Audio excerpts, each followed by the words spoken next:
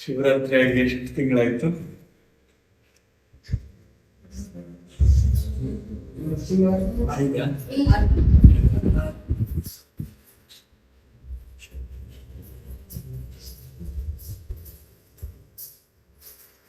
ಏನೇನು ಹೇಳಿದ್ರೆ ಶಿವರಾತ್ರಿ ಮಾಡೋದಕ್ಕೆ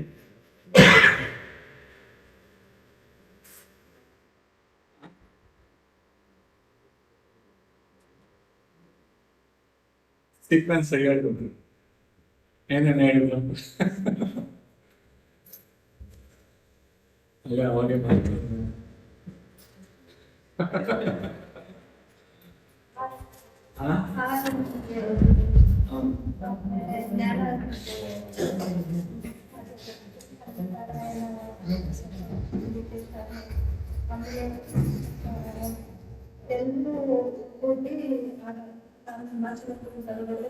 ಎಲ್ಲರೂ ಇಬ್ಬರು ಮಾತಾಡ್ಕೊಂಡು ಜ್ಞಾನ ಆಗಲಿ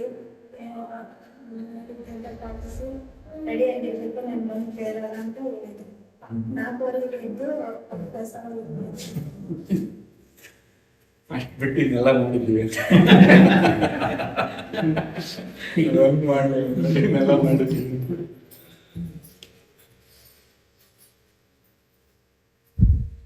ಅಷ್ಟು ಕೆಲಸ ದಿನ ಮಾಡೋ ಎಲ್ಲರೂ ಮಾಡ್ತೀವಿ. ಬೆಳಗ್ಗೆ ಹೇಳ್ತೀವಿ, ಊಟ ಮಾಡ್ತೀವಿ, ಮಟ್ಟದ ಅಡುಗೆ ಎಲ್ಲ ಮಾಡ್ತೀವಿ.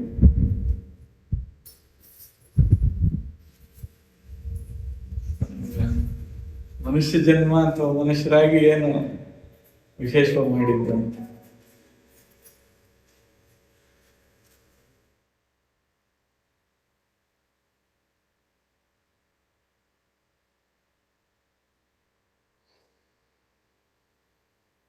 ಸಾಧ್ಯತೆಗಳು ಬಹಳ ಇದ್ದಾವೆ ಮನುಷ್ಯರಾಗಿ.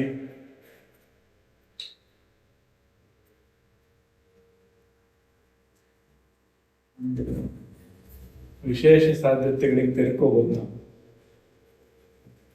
ಅವ್ರಿಗೆ ಸಾಧ್ಯ ಇದೆ, ಇವ್ರಿಗೆ ಸಾಧ್ಯ ಇಲ್ಲ ಅಂತೇನಿಲ್ಲ, ಎಲ್ರಿಗೂ ಸಾಧ್ಯ ಇದೆ. ಪ್ರಯತ್ನ ಎಷ್ಟು ಮಾಡ್ತೀವಿ ಅದ್ರ ಬಗ್ಗೆ ಅಂತ. ಪ್ರಯತ್ನ ಮಾಡಿದ್ರೆ ಕೃಪೆ ಬರ್ತದೆ. ಇನ್ನ ಸ್ವಲ್ಪ ತಪ್ಪಿಸ್ಕೊಳಕ್ ಇವಾಗ ಪ್ರಯತ್ನ ಮಾಡಕ್ಕೂ ನಿಂದೆ ಕೃಪೆ ಬೇಕು.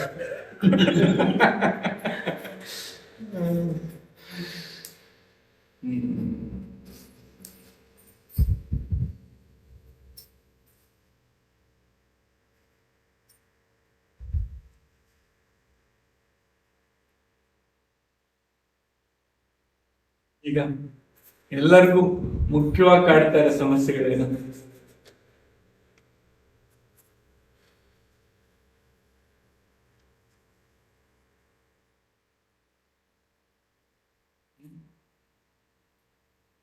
ನೆಮ್ಮದಿ ಇಲ್ಲ, ಎಲ್ಲ ಐತೆ, ನೆಮ್ಮದಿ ಇಲ್ಲ.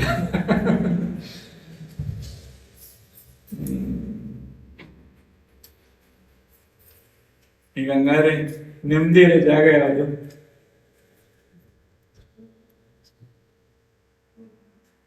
ಹ ಸ್ಮಶಾನದ ಗುಂಡಿಗ ಎಲ್ಲಿ ಅಲ್ಲಿ ಗೊಳೋ ಅಂತ ಇರ್ತೀರ, ಅಲ್ಲಿ ಎಲ್ಲಿ ನಿಂತಿದ್ರು ಅಲ್ಲಿ ಇನ್ನೂ ಜೋರ ಬಡ್ಕಂತಾರೆ. ಏನಂತ ಇನ್ನು ಎಷ್ಟು ಕೊಡೋದಿತ್ತು ಬಿಟ್ಟೋಗ್ಬಿಟ್ಟೆಲ್ಲ ಉಂಡೆ ಮಗ ಎಷ್ಟು ಬೇಗ ಅಲ್ಲಿ ಬಡ್ಕಂತಾ ಇರ್ತೀವಿ.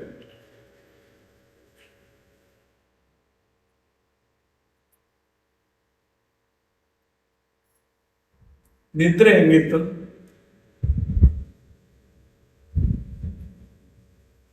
ಯಾರನ್ನ ಕಷ್ಟಪಟ್ಟು ಸಂಪಾದಿಸಿದ್ರು ನಿದ್ದೆನ್ನ? ಏನೋ ಸಾಧನೆಯಲ್ಲಿ ಯೋಗ ಸಾಧನೆ ಅದು ಮಾಡ್ದೆ ಇದು ಮಾಡ್ದೆ ಅಷ್ಟು ವರ್ಷ ತಪಸ್ ಮಾಡ್ದೆ ಸಿದ್ಧಿಸ್ಕೊಂಡೆ ಅಂತೆಲ್ಲ ಹೇಳ್ಕೊತೀವಿ. ಹಂಗೆ ಈಗ ನಿದ್ರೆನ ಯಾರಾದ್ರೂ ಹಂಗೆ ಇಲ್ಲ ಕಷ್ಟಪಟ್ಟು ಸಿದ್ಧಿಸ್ಕೊಂಡೆ ಅಂತ ನಾನು ಹೇಳ್ತೀರಾ? ಏನಾಗ್ತದದು? ಸಹಜವಾಗಿ ಎಲ್ಲರಿಗೂ ನಿದ್ದೆ ಗಟ್ಟಿಸ್ತದೆ. ಹೆಂಗಿದೆ ನಿದ್ರೆ? ಯಾರನ್ನ ಹತ್ತಿದ್ರೆ ಎದ್ಬಿಟ್ಟು ಇಲ್ಲ ಬಹಳ ನಿದ್ದೆ ಮಾಡ್ಬಿಟ್ಟೆ ನಾನು ಅಂತ ದುಃಖ ಆಗದೆ ಯಾರಿಗನ್ನ ಅಂತ? ಇಲ್ಲ.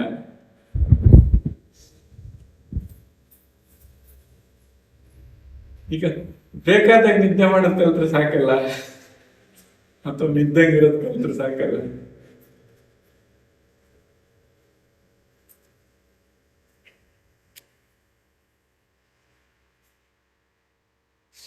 ಸೊ ಪೂರ್ತಿ ನಿದ್ರೆಗೆ ಜಾರಿದ್ದ ಮೇಲೆ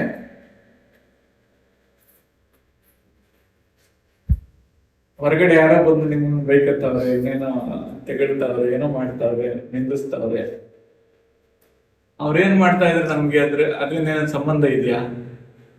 ಹೆಂಗ್ ನಿದ್ದೆ ಮಾಡ್ತಿದ್ರಿ ಇವಾಗ?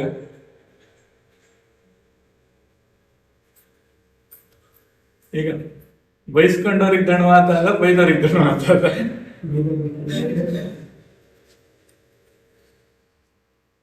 ಹಂಗೆ ಹೊರಗಡೆ ಕಾರಣಗಳು ಅವೆಷ್ಟೇ ಇದ್ರುನು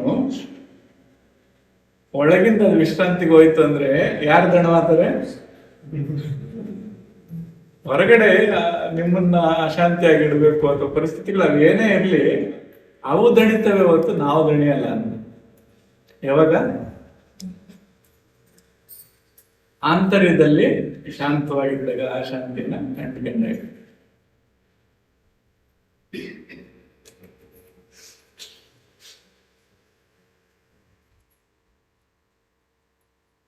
ಈಗ ಎಚ್ಚರವಾಗಿದ್ರಪ್ಪ, ಈಗ ಒಂದು ಸಣ್ಣ ಶಬ್ದ ಕೂಡ ನಿಮ್ಮನ್ನ ಅಲುಗಾಡ್ಸಾಕ್ತದೆ. ಮತ್ತೆ ಇಷ್ಟು ವರ್ಷದ ಸಾಧನೆ ಅಥವಾ ಮನುಷ್ಯರ ಹುಟ್ಟಿದ ಏನ್ ಪ್ರಯೋಜನ? ಒಂದು ಶಬ್ದ ಕೂಡ ನಿಮ್ಮನ್ನ ಸುಮ್ಮನೆ ಯಾವುದೋ ಒಂದು ಶಬ್ದ ಏನಾಗ್ತದೆ, ಇದು ಅಲುಗಾಡಿಸ್ತದೆ. ಹಂಗೆ ಏನೇನು ಅಲುಗಾಡಿಸ್ತಾವೆ?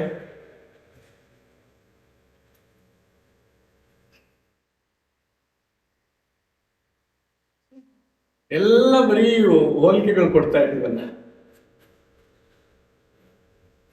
ಅವ್ರು ನನಗಿನ್ನ ಸ್ವಲ್ಪ ಬುದ್ಧಿವಂತರಾಗಿದ್ರೆ ಅಲುಗಾಡ್ತೀವಿ, ಶ್ರೀಮಂತರಾಗಿದ್ರೆ ಅಲುಗಾಡ್ತೀವಿ, ಏನಪ್ಪ ಸ್ವಲ್ಪ ಅವ್ನು ನಗ್ತಾ ಇದ್ರೆ ಅಲುಗಾಡ್ತೀವಿ, ಅಳ್ತಾ ಇದ್ರು ಅಲುಗಾಡ್ತೀವಿ, ಬೈದ್ರೆ ಅಲುಗಾಡ್ತೀವಿ, ಸುಮ್ಮನಿದ್ರು ಅಲುಗಾಡ್ತೀವಿ. ಸುಮ್ಮನೆ ಅವನಲ್ಲ ನನ್ನ ಬಗ್ಗೆ ಏನು ಹೇಳಿಲ್ಲ ಅಂತ ತೆಗಳಿದ್ರು ಏನಾದ್ರೂ ಏನ್ ಕಾರಣದಿಂದ ಇದೆಲ್ಲ?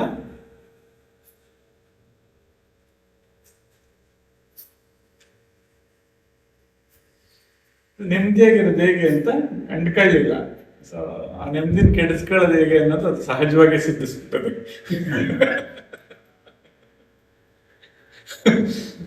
ಆ ನೆಮ್ಮದಿ ಹುಡ್ಕಕ್ಕೆ ಏನೇನೋ ಮಾಡ್ತೀರಾ. ಏನಂತ ಸೊ ಇಲ್ಲಿಂದ ಆ ಊರಿಗೆ ಟೂರ್ ಹೊಡಿತೀರಾ, ಇನ್ನೇನೋ ಪದಾರ್ಥ ತಿಂತೀವಿ, ಇನ್ನೇನೋ ಮಾಡ್ತೀವಿ, ಅದ್ರಾಗ ನೆಮ್ಮದಿ ಸಿಗ್ತದೆ, ಇದ್ರಾಗ ನೆಮ್ಮದಿ ಸಿಗ್ತದೆ.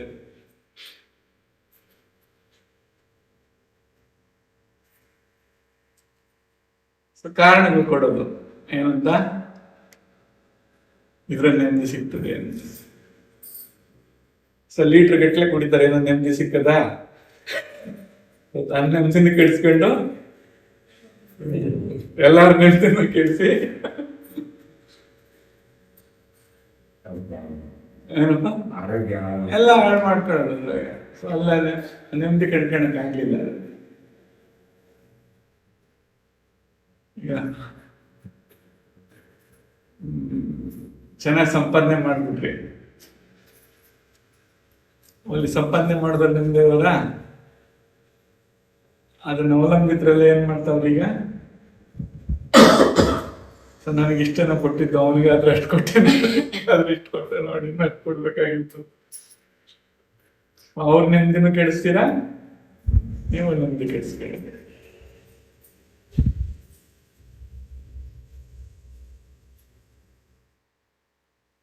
ಈಗ ನೆಮ್ಮದಿ ಪಡೆಯೋದಕ್ಕೆ ಎಷ್ಟು ಪ್ರಯತ್ನ ಮಾಡಿದ್ದೀವಿ.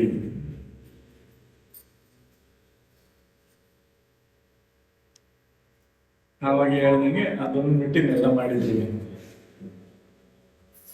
ಆಯ್ತು, ಈಗ ಏನೇನ್ ಮಾಡ್ಕೊಂಡಿದ್ದೀವೋ ಇವೆಲ್ಲ ಇರ್ಲಿ. ಇನ್ನು ಮುಂದೆ ಗಂಭೀರವಾಗಿ ಮಾಡ್ಬೇಕಾಗಿರೋದು ಏನು ಅಂತಂದ್ರೆ,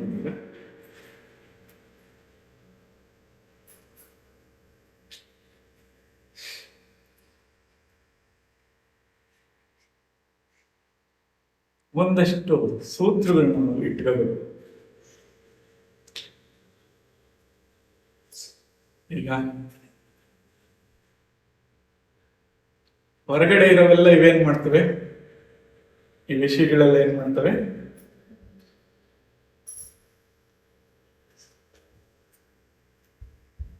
ಏನೋ ಒಂದು ಪ್ರೇರಣೆ ಕೊಡ್ತವೆ.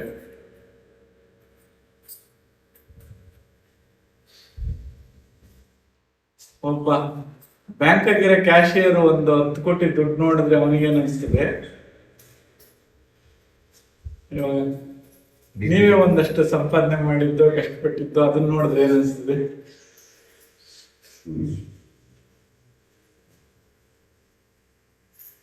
ಸೊ ಅವನು ಎಷ್ಟು ಕೋಟಿ ಬಂದ್ರು ತಗತಾನೆ, ಎಷ್ಟು ಕೋಟಿ ಬಂದ್ರು ಓಡ್ತಾನೆ. ಅವನೇನ್ ಸಾಯಂಕಾಲ ಮುಗೀತು ನನ್ನ ಡ್ಯೂಟಿ ಅನ್ಕೊಂಡು ಹೋಗ್ತಾನೆ.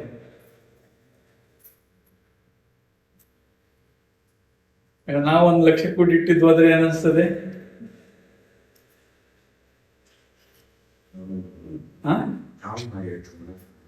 ಹೋಗ್ಬಿಡ್ತಲ್ಲ, ಹಂಗಾಯ್ತಲ್ಲ, ಹೆಂಗಾಯ್ತಲ್ಲ, ಬಹಳ ಕಷ್ಟಪಡ್ತೀವಿ.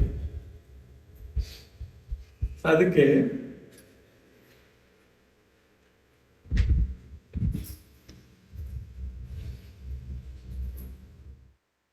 ಸೂತ್ರ ಕೊಟ್ಟಿದ್ದಾರೆ ಏನಂತ, ಕರ್ಮದ ಮೇಲೆ ನಿನಗೆ ಅಧಿಕಾರ ಇದೆ, ಫಲದ ಮೇಲಲ್ಲ ಅಂತ ಹೇಳ್ತಾರೆ. ಏನ್ ಕಾರಣದಿಂದ ಹೇಳಿದ್ದಾರೆ? ಕರ್ಮ ಮಾಡೋದಕ್ಕಷ್ಟೇ ನಿನಗೆ ಅಧಿಕಾರ ಇದೆ.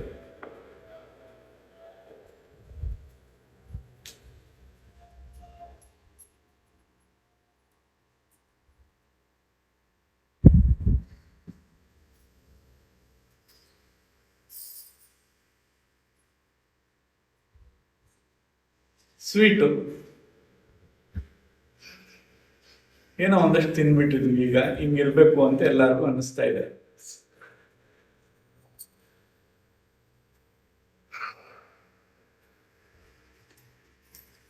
ಮಕ್ಕಳು ಆ ಗುಣ ನಂಗೆ ಕಲಿತವೆ, ನಾವು ಅದನ್ನ ಹೆಂಗೆ ರೂಢಿಸ್ಕೊತೀವಿ. ಈಗ ಹಾಗಲಕಾಯಿ ತಿಂದ್ಬಿಟ್ಟು ಅದು ಸ್ವೀಟ್ ಇಲ್ಲ ಅಂತ ನಿಂದಿಸಿದ್ರೆ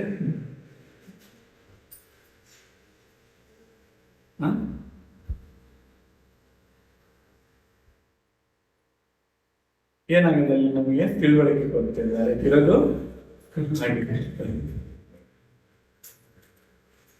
ಇನ್ನು ಬೇರೆ ಬೇರೆ ರುಚಿಗಳೆಲ್ಲ ಇದೆ. ಎಲ್ಲಾದ್ರಲ್ಲೂ ಒಂದು ನಿರೀಕ್ಷೆ ಇರ್ತದೆ, ಇದು ಹಿಂಗಿರ್ಬೇಕಾಗಿತ್ತು, ಇದು ಹಿಂಗಿರ್ಬೇಕಾಗಿತ್ತು, ಹಿಂಗಿಲ್ಲ. ಸೊ ಆ ನಿರೀಕ್ಷೆಗಳು ನಮ್ಗೆ ನೆಮ್ಮದಿಯನ್ನ ಕಚುತ್ತವೆ ಅಥವಾ ನೆಮ್ಮದಿಯಾಗಿರೋದಕ್ಕೆ ಬಿಡೋದಿಲ್ಲ.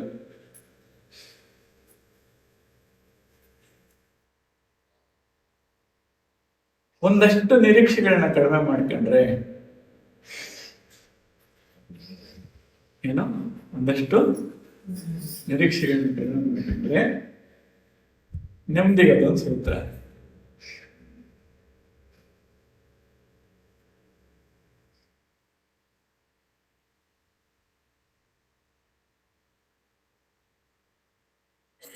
ಈಗ ನಿರೀಕ್ಷೆ ಹೆಂಗಿರ್ತದೆ?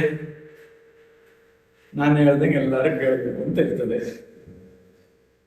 ಒಬ್ರು ಕೇಳಲಿಲ್ಲ ಅಂದ್ರೆ ಏನಾಗ್ತದೆ? ಈಗ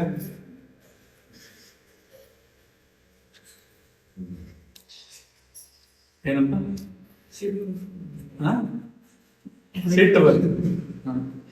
ನಿನ್ನೊಳಗಡೆ ಬೆಳಗ್ಗೆ ಒಂದ್ಸಲಿ ಖುಷಿಯಾಗಿರ್ತೀಯ, ಮಧ್ಯಾಹ್ನ ಇಲ್ಲಿ ಇನ್ನೊಂದು 10 ನಿಮಿಷ ಬಿಟ್ರೆ ಬೇಜಾರಾಗ್ತೀಯ.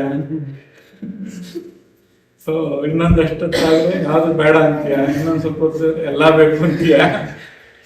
ಇಷ್ಟು ತರ ಬದುಕು ನಿನ್ನಗೆ ನಡೀತದೆ, ಇದ್ರ ಮೇಲೆನೆ ನಿಯಂತ್ರಣ ಇಲ್ಲ. ಆದ್ರೆ ನಿನ್ ನಿರೀಕ್ಷೆ ಹೆಂಗದೆ? ಎಲ್ಲರೂ ನಾನು ಹೇಳ್ದೆ ಕುಣಿಬೇಕು, ನಾನು ಹೇಳ್ದಾಗ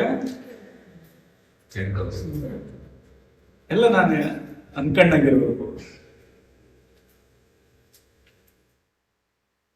ಜಾಣೆ ಆದ್ರೆ ನೀವ್ ಹೇಳ್ದಂಗೆ ನಾನು ಕೇಳಲ್ಲ ಅಂತ ಇವ್ ಕೇಳಬೇಕು ಅನ್ಸುತ್ತೆ. ಇವ್ ಕಣ್ಣೇನ್ ಹೇಳ್ತದೆ, ಊಟ ಮಾಡಿದ್ರೆ ಇನ್ನೇನೊಂದು ತಿನ್ನೋಣ ಅಂತ ಹೇಳ್ತದೆ, ಹೊಟ್ಟೆ ಪಾಪ ಸಾಕಾಗದೆ ಅಂತ ಹೇಳ್ತದೆ. ಏನಪ್ಪ ಬುದ್ಧಿ ಎಲ್ಲ ಸ್ವಲ್ಪ ತಗೊಂಡ್ರೆ. ಈಗ ಇವರೇ ನಾನಾ ತರ ಅವ್ರು, ಇವಾಗ ಯಾರು ಮಾತು ಅಂತ ಕೇಳ್ತಿದ್ದಾಗ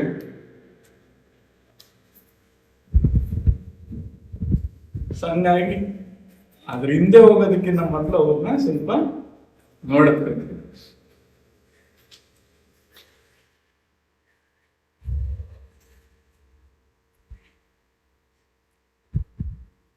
ಎರಡನೇ ಬದುಕೀಗ ಆ ಹೊರಗಡೆ ಬಂದಾಗ ನಿರೀಕ್ಷೆ ಅನ್ನೋದನ್ನ ಕಡಿಮೆ ಮಾಡ್ಕೋಬೇಕು ಅಥವಾ ತ್ಯಜಿಸ್ಬೇಕು.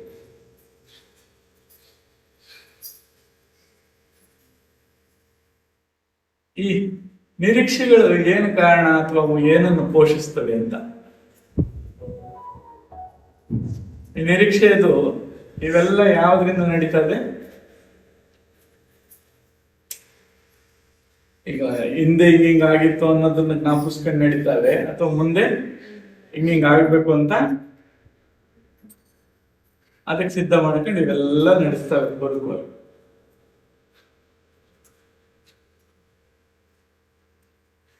ಜಾಣರಾದ್ರೆ ನಾವು ಆ ಹಳೇದು ಏನು ಪ್ರಸ್ತಾಪ ಐತಲ್ಲ ಅವುಗಳನ್ನ, ಆ ಪ್ರಸ್ತಾಪನ ಕಡಿಮೆ ಮಾಡ್ಬೇಕು ಅಥವಾ ಉದ್ದೇಶಪೂರ್ವಕವಾಗಿ ಅವುಗಳನ್ನ ಸರಿಸ್ಬೇಕು.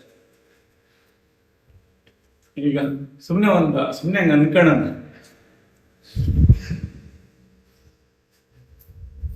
ಹಿಂದೆ ನಡೆದಿರೋದು ಯಾರು ಮನೆಗೆ ಸುದ್ದಿ ಎತ್ತಂಗಿಲ್ಲ ಅಂದ್ರೆ ಮನೆಗೆ ಜಗಳ ಕಡಿಮೆ ಆಗ್ತಾವ ಜಾಸ್ತಿ ಆಗ್ತಾವ? ಎಷ್ಟು ಕಡಿಮೆ ಆಗ್ಬೋದು? ಜಗಳಾಡಕ್ ವಿಷಯಗಳೇ ಇರಲ್ಲ. ಹಿಂದೆ ನಡೆದಿರೋದು ಏನೇನೈತೋ ಯಾರು ಅದ್ರ ಬಗ್ಗೆ ಪ್ರಸ್ತಾಪ ಮಾಡಂಗಿಲ್ಲ ಅಂತ ಅನ್ಬೋದು. ಏನು ಹೊಗಳಿಕೆ ಆಗ್ಲಿ ತೆಗಳಿಕೆ ಆಗ್ಲಿ, ಎಷ್ಟು ಪ್ರಸ್ತಾಪ ಅಥವಾ ಮನಸ್ತಾಪಗಳೆಲ್ಲ ಯಾವ್ದಿಂದ ಆಗ್ತಾ ಇದೆ? ಸೊ ನೆನ್ನೆ ಹಿಂಗಂದೆ, ಮೊನ್ನೆ ಹಿಂಗಂದೆ, ವರ್ಷದಿಂದ ಹಿಂಗಂದೆ, ಆಮೇಲೆ ಅವೆಲ್ಲ ಖಾಲಿ ಆದ್ರೆ ನಿಮ್ಮ ಅಪ್ಪ ಹಿಂಗಂದಿದ್ರು, ನಿಮ್ ತಾತ ಹಿಂಗಂದಿದ್ರು.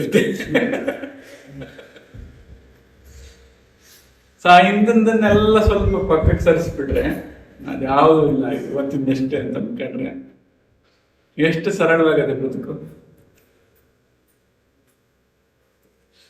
ಜಗಳ ಆಡಕ್ ಮತ್ತೆ ಹುಡುಕ್ಬೇಕಾಗ್ತದೆ ಸಬ್ಜೆಕ್ಟ್. ಯಾವ ಸಬ್ಜೆಕ್ಟ್ ಹಿಡ್ಕೊಂಡು ಜಗಳ ಆಡಲ್ಲ.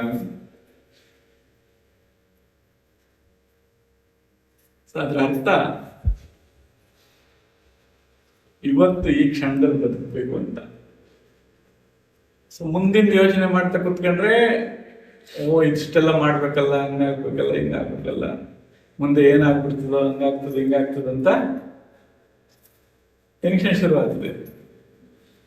ಸುಮ್ಮನೆ ಅನ್ಕೊಳ್ರಿ, ಇವಾಗ ಎಲ್ಲರಿಗೂ 300 ವರ್ಷ ಬದುಕ್ತೀರ ಏನೋ ಅಂತ ಆಶೀರ್ವಾದ ಮಾಡ್ಬಿಡ್ರಿ ಅಂತ ಅನ್ಕೊಳ. ಏನೇನ್ ಮಾಡ್ತೀರಾ?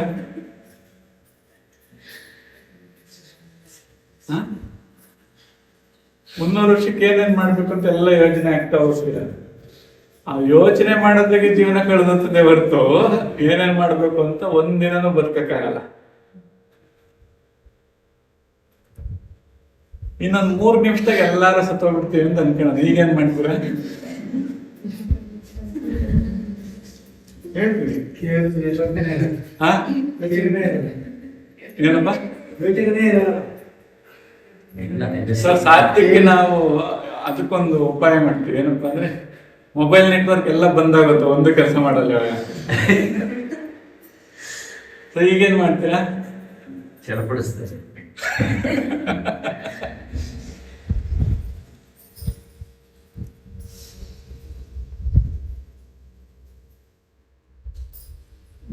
ಅವ್ರೇನೋ ಹೇಳಿದ್ರು, ಏನು ಯೋಚನೆ ಬರ್ಲಿಲ್ಲ ಅಂತ.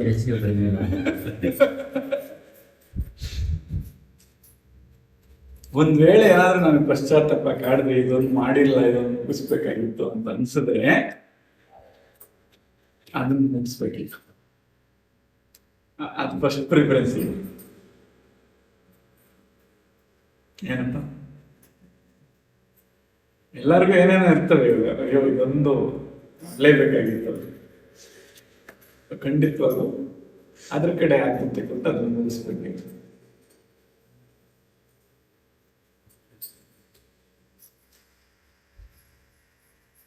ಇನ್ನೊಂದು ಸ್ವಲ್ಪ ಮುಂದಕ್ಕೆ ಬಂದ್ರೆ,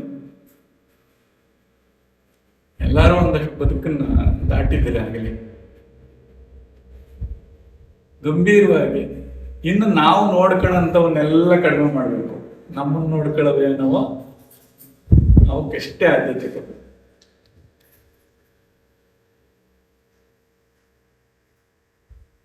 ನಮ್ಮನ್ನು ನೋಡ್ಕೋಬೇಕು, ನಾವು ನೋಡ್ಕೊಳ್ಳೋ ಅಂಥದ್ದಲ್ಲ.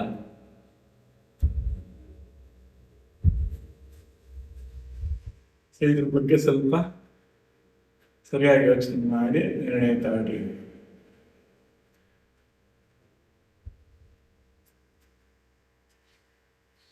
ಇನ್ನು ನೆಮ್ಮದಿ ಅಂತ ಬಂದಾಗ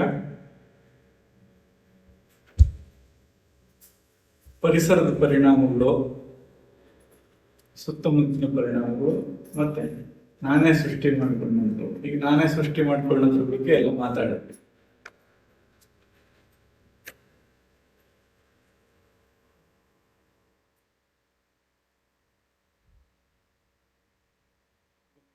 ಸಂತೆ ಒಳಗೆ ಹೋಗ್ಬಿಟ್ಟು ಅಲ್ಲಿ ಶಾಂತವಾಗಿ ಏನು ನಿಶಬ್ದ ಇರಬೇಕು ಅಂತ ನಿರೀಕ್ಷೆ ಮಾಡಿದ್ರೆ ಯಾರು ತಪ್ಪದು?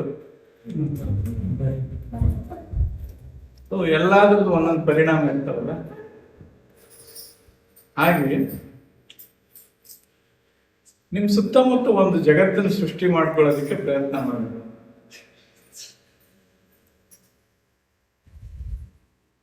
ಈಗ ನಾವು ಸಿನಿಮಾ ಓದ್ತೀವಿ ಅಂದ್ರೆ ಯಾರು ಬರ್ತಾರೆ ನಮ್ಮ ಜೊತೆಗೆ? ಸಿನಿಮಾ ನೋಡೋ ಅಭ್ಯಾಸ ಅಂದ್ರೆ ಅಭ್ಯಾಸ ಇರೋದು ಬರ್ತಾರೆ, ಅಭ್ಯಾಸ ಇರೋದು ಬರ್ತಾರೆ. ಹಂಗೆ ಧ್ಯಾನ ಮಾಡೋ ಅಭ್ಯಾಸ ಇದ್ರೆ ಅಭ್ಯಾಸ ಇರೋದು ಬರ್ತಾರೆ. ಸೊ ಈಗ ಯಾವ ಜಗತ್ತನ್ನು ಬೈತಾ ಇದ್ದೀವೋ, ಯಾವ ಜಗತ್ತನ್ನು ಸೃಷ್ಟಿ ಮಾಡಿದೀವೋ, ಯಾರು ತಪ್ಪದು? ನೀವ್ ಹಂಗಿದ್ದಕ್ಕೆ, ಅದು ನಿಮ್ ಪೂರ್ವ ಹಂಗಿದ್ದಕ್ಕೆ ಆ ಜಗತ್ತು ಬಂದಿರೋದು. ಈಗ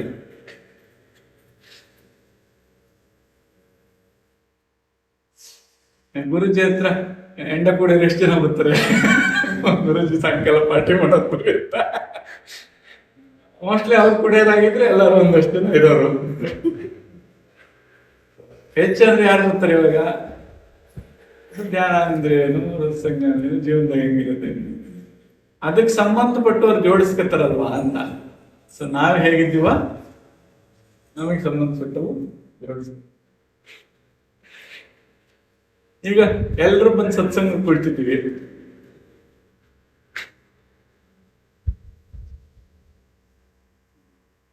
ಈ ಗುರುಜಿ ಏನ್ ಮಾಡ್ತಾರೆ? ಆ ಸತ್ಸಂಗ ನಡೆಸ್ತಾವ್ರಲ್ಲ, ಅಂದ್ರೆ ಸತ್ಸಂಗದ ನಿರೀಕ್ಷೆಯಲ್ಲಿ ಇದ್ದಾಗ ಸೊ ನನ್ನ ಪಾತ್ರ ಏನಾಗ್ತದೆ?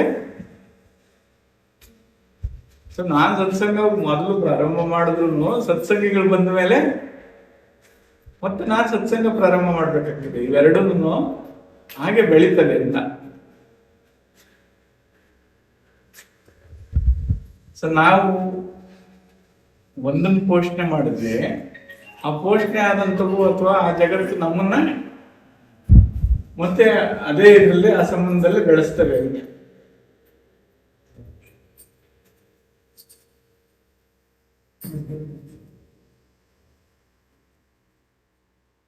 ಈಗ ನಮ್ಮ ಜೀವನ ಏನಾಗಿದೆ ಅಥವಾ ಕಷ್ಟಪಡ್ತಾ ಇದ್ದೀವಿ, ವ್ಯಥೆ ಪಡ್ತಾ ಇದ್ದೀವಿ ಅಂದ್ರೆ ಒಂದಷ್ಟು ಕಾರಣ ನಾವಾದ್ರೆ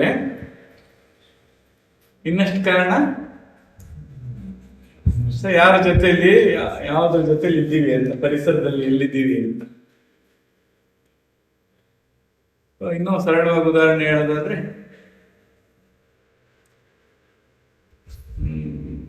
ಫಲವತ್ತಾದ ಭೂಮಿ, ಒಳ್ಳೆ ಬೆಳೆ ಐತೆ, ಆದ್ರೆ ಯಾವುದೋ ಒಂದು ಕಳೆ ಬೀಜ ಹುಟ್ಟಿದ್ರೆ ಏನ್ ಮಾಡ್ತೀರಾ? ಸಹಜವಾಗಿ ಕಿತ್ತಾಕ್ತಾರೆ. ಹಂಗೆ ಎಲ್ಲಾರ ಜೊತೆಲೂ ಒಳ್ಳೆಯವರೇ ಇದ್ದಾಗ ಒಳ್ಳೆಯದ್ರ ಮಧ್ಯೆ ನನ್ನ ಏನೋ ಕೆಟ್ಟುಕೊಂಡಿದ್ರು ಸಹಜವಾಗಿ ಕಿತ್ತೋಗ್ತವೆ.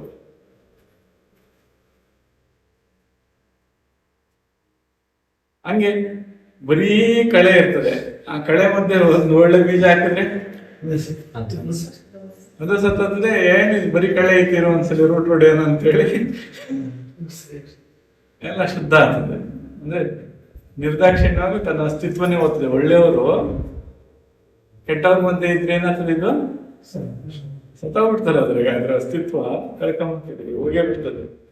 ಸೊ ಪರಿಸರ ಆಯ್ಕೆ ಮಾಡ್ಕೊಳ್ಳೋದ್ರಲ್ಲಿ ಜಾಣವಾಗಿರ್ಬೇಕು, ಯಾರ ಜೊತೆ ನಾವು ವ್ಯವಹರಿಸ್ತೀವಿ, ಯೋಜನೆ ಮಾಡ್ಕೊತೀವಿ. ಸೊ ಸ್ವಲ್ಪ ಎಚ್ಚರವಾಗಿ ಅದನ್ನ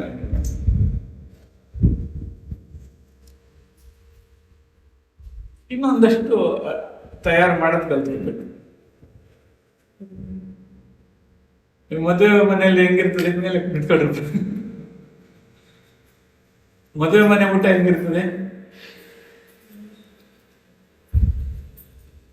ಅವ್ರು ನೀವು ಕೇಳಲಿ ಬಿಡ್ರಿ ಏನದು ಬಡಿಸ್ತಾರೆ. ನೀವು ಸ್ವಲ್ಪ ಅಲರ್ಟ್ ಆಗಿದ್ರೆ ಎಂತದ್ ಕೊಡ್ರಿ ಅಂದ್ರೆ ಅಂತದ್ ಕೊಡ್ತಾರೆ. ಇದು ಸ್ವಲ್ಪ ಮಟ್ಟಿನ ಸಾಧನೆಗಳೆಲ್ಲನೂ ನಮಗೆ ಬೇಕಾದಂಥದ್ದು ಅಥವಾ ನಮ್ಗೆ ಬೇಕಾದನ್ನ ಕೇಳೋದಕ್ಕೆ ಸಹಾಯ ಮಾಡ್ತದೆ ಅಥವಾ ಬೇಕಾದನ್ನ ಪಡ್ಕೊಳ್ಳೋದಕ್ಕೆ ಸಹಾಯ ಮಾಡ್ತದೆ.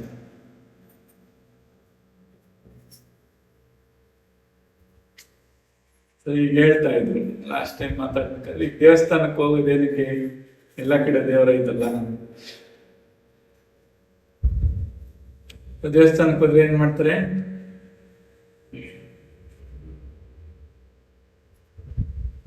ಏನಪ್ಪ ಊದ್ಗಡ್ಡಿ ಎಲ್ಲಿರ್ತಾರೆ, ತೀರ್ಥ ತಗೊಳ್ತಾರೆ, ಪ್ರಸಾದ ತಗೊಳ್ತಾರೆ, ಒಂದಷ್ಟು ಕಾಲ ನಿಮ್ದೆ ಕೊಡ್ತಿರ್ತಾರೆ.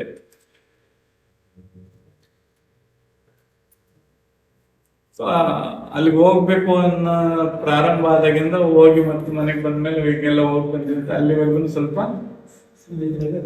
ಆ ಗುಂಪಿನಲ್ಲಿ ಆರಾಮಾಗಿರ್ತಾರೆ. ಈಗ ಅದಕ್ಕಿನ್ನ ಒಳ್ಳೆ ಕೆಲಸ ಮಾಡಂಗಿದ್ರೆ ನೀವು ಹೋಗೋದ್ ಬೇಡ. ಏನಪ್ಪ ದೇವಸ್ಥಾನಕ್ಕೆ ಹೋಗಿ ನಾನು ನಿಮ್ದಾಗಿರೋದಕ್ಕಿನ್ನ ಒಳ್ಳೆ ಕೆಲಸ ಮಾಡ್ತೀರಾ ಅಂತ ಅದಕ್ಕೆ ಅಗತ್ಯ ಇಲ್ಲ. ಹೋಗ್ಲಿಲ್ಲ ಅಂದ್ರೆ ಏನ್ ಮಾಡ್ತಾನೆ ಈಗ ಅವನು? ಈಗ ಹೊಗೆ ಬತ್ತಿ ಹತ್ತಿಸ್ತಾನೆ. ಎಲ್ಲಿ? ಮನೆಯಲ್ಲಿ. ಇಲ್ಲಿ ಅಲ್ಲತ್ಸ ಬದಲು ಏನ್ ಮಾಡ್ತಾನೆ? ಸೊ ಅಲ್ಲಿ ಈಗೂ ತೀರ್ಥ ತಗೋತಾನೆ, ಹಿಂಗ್ ತಗೋಣ ಬದಲು ಈಗೂ ಪ್ರಸಾದ ತಗೋತಾನೆ. ಏನಪ್ಪ ಹಿಂಗ್ ತಗೋಣ ಬದಲು ಏನಾಗ್ಬೇಕು ಶರೀರ ಇವಾಗ? ಅಂದ್ರೆ ಒಳಿತನ್ನ ನಾವು ಅಳವಡಿಸ್ಕೊಂಡಿಲ್ಲ ಅಂದ್ರೆ ಸಹಜವಾಗಿ ಇನ್ನೊಂದ್ರ ಕಡೆ ಓಡ್ಬಿಡ್ತಿರೋದು ಅಂತ. ಹಂಗಾಗಿ ಬಲವಂತಕ್ಕಾದ್ರೂ ಒಳ್ಳೇದ್ರ ಜೊತೆ ಸಂಘ ಅಂತ ಏನ್ ಹೇಳಿದ್ವಿ ಅಥವಾ ಅಂತ ಹವ್ಯಾಸಗಳ ಜೊತೆ ಓಡಿಸ್ಬೋದು. ಸೊ ಒಂದು ಹಂತದ ಸ್ಥಿಮಿತತ್ವ ಬಂದ ಮೇಲೆ ಅದಕ್ಕಿನ್ನ ಚೆನ್ನಾಗಿರೋಂಥದ್ದನ್ನ ರೂಪಿಸ್ಕೊಳಕ್ ಸಾಧ್ಯ ಇದೆ. ಅದ್ರ ಬಗ್ಗೆ ಏನನ್ನ ಸೊ ಇದ್ಯಾವುದು ಇಲ್ಲದೆ ಇರೋಂಥ ಒಂದು ಕೈಗೆ ಎಷ್ಟು ಮೌಲ್ಯ ಕೊಟ್ರೆ ಏನು, ಅದಕ್ಕೆ ಏನ್ ಪ್ರಯೋಜನ?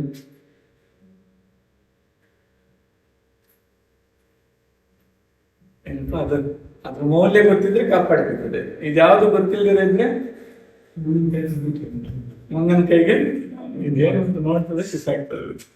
ನೋಡ್ಕೊಂಡು ಶಿಸಾಗ್ತದೆ. ಹಾಗಾಗಿ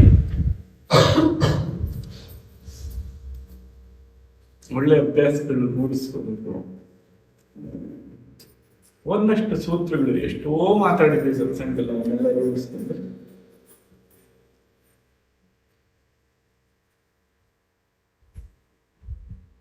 ಬೇರೆ ಬೇರೆ ಹಂತದಲ್ಲಿ ಶರೀರದಲ್ಲಿ ಕೆಲಸ ಮಾಡ್ತೇವೆ. ಇಲ್ಲೆಲ್ಲ ಘಾಟ್ ಹಾಕ್ಬಿಟ್ಟು ನಾನು ನೆಮ್ಮದಿಯಾಗಿರ್ತೀನಿ ಅಂದ್ರೆ ಈಗ ಸಾಧ್ಯನಾ ಅಂತ. ಸೊ ಇದ್ರ ಪರಿಣಾಮ ಶರೀರದ ಮೇಲಿದೆ. ಸೊ ಮೊದಲನೇದು ಸ್ಥೂಲವಾಗಿರುವಂತ ಅನ್ನಮಯ ಕೋಶ ಅಂತೀವಿ. ಇಲ್ಲಿ ಈ ಕೋಶಕ್ಕೆ ಸರಿಯಾದ ಆಹಾರ ಕೊಡ್ಲಿಲ್ಲ ಅಂದ್ರೆ ಅಥವಾ ಬೇರೆ ಬೇರೆ ತರದ ಆಹಾರ ಕೊಟ್ರೆ ಅದಕ್ಕೆ ತಕ್ಕಂಗೆ ವರ್ತಿಸ್ತದೆ. ಸ್ವಲ್ಪ ಮೃದುವಾದ ಹಣ್ಣು ಹಾಲು ಸಾತ್ವಿಕ ಆಹಾರ ಅಂತ ಏನ್ ಕರೀತೀವಿ ಕೊಟ್ರೆ ಏನ್ ಹೇಳ್ತೀವಿ, ಇದು ಸಹಕರಿಸ್ತದೆ. ಬನ್ನಿ ಒಳ್ಳೆ ಮಾತಾಡ್ತದೆ. ಹಂಗೆ ಸ್ವಲ್ಪ ರಾಜಸಿಕವಾಗಿರೋದು ಕೊಟ್ರೆ ಅದಕ್ಕೆ ತಕ್ಕಂಗೆ ಬರ್ತದೆ. ಹೊಡಿಯ ಬಿಡಿಯ ಹಿಂಗ ಹಿಂಗ ಅದ್ರ ಶಬ್ದಗಳು ಸ್ವಲ್ಪ ಬದಲಾದವಾಗ. ತಾಮಸಿಕವಾಗಿ ಕೊಟ್ರೆ ಸ್ವಲ್ಪ ಇನ್ನೂ ವಿಕಾರಗಳಿಂದ ಚಿಂತನೆ ಮಾಡ್ತೀವಿ. ಬರೀ ಆಹಾರದ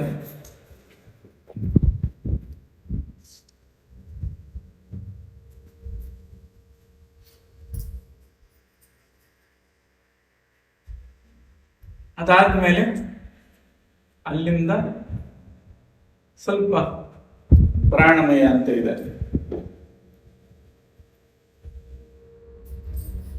ಈ ಪ್ರಾಣಮಯ ಕೋಶ ಹೊರಗಡೆ ಇರುವಂತ ಪ್ರಾಣ ಅಥವಾ ಪ್ರಾಣವಾಯು ಅಂತ ಕರಿತೀವಿ. ಸೊ ಅದರಿಂದ ಇದೆಲ್ಲ ವ್ಯತ್ಯಾಸ ಆಗ್ತಾ ಇರ್ತದೆ. ಇಲ್ಲಿ ವ್ಯತ್ಯಾಸಗಳೇನಾದ್ರೂ ಇದ್ರೆ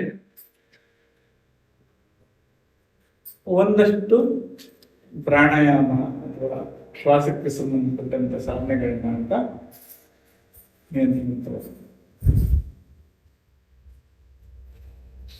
ಸೊ ಅದಾದ್ಮೇಲೆ ಮನೋಮಯ ಕೋಶ ಅಂತ ಇದೆ.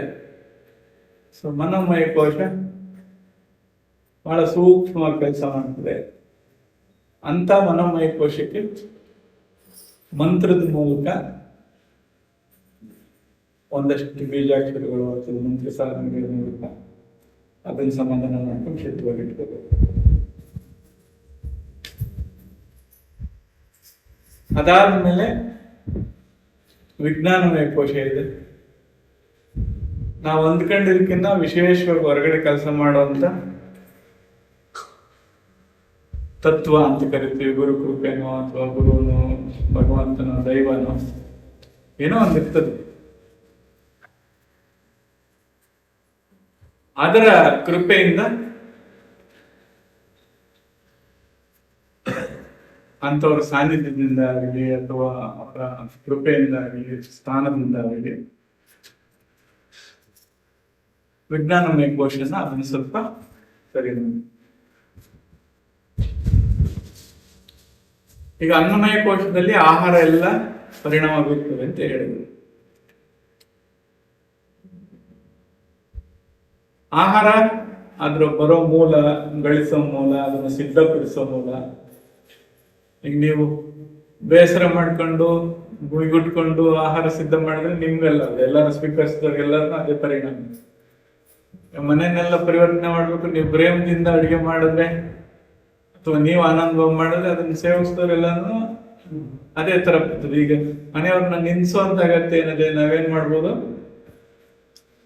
ಸೊ ಆಹಾರದಲ್ಲೇ ಪ್ರೇಮನ್ನಿಟ್ರೆ ಪ್ರೇಮ ತಾನು ವಾಪಸ್ ಬಂದೇ ಬರ್ತದೆ. ಈಗ ಅದೇನಂತೀರ, ಅಂಗೈಯಲ್ಲಿ ಬೆಣ್ಣೆ ಇಟ್ಕೊಂಡು ತುಪ್ಪ ಕೂರೆಲ್ಲ ಉಳುಕಿದೆ ಅಂತ.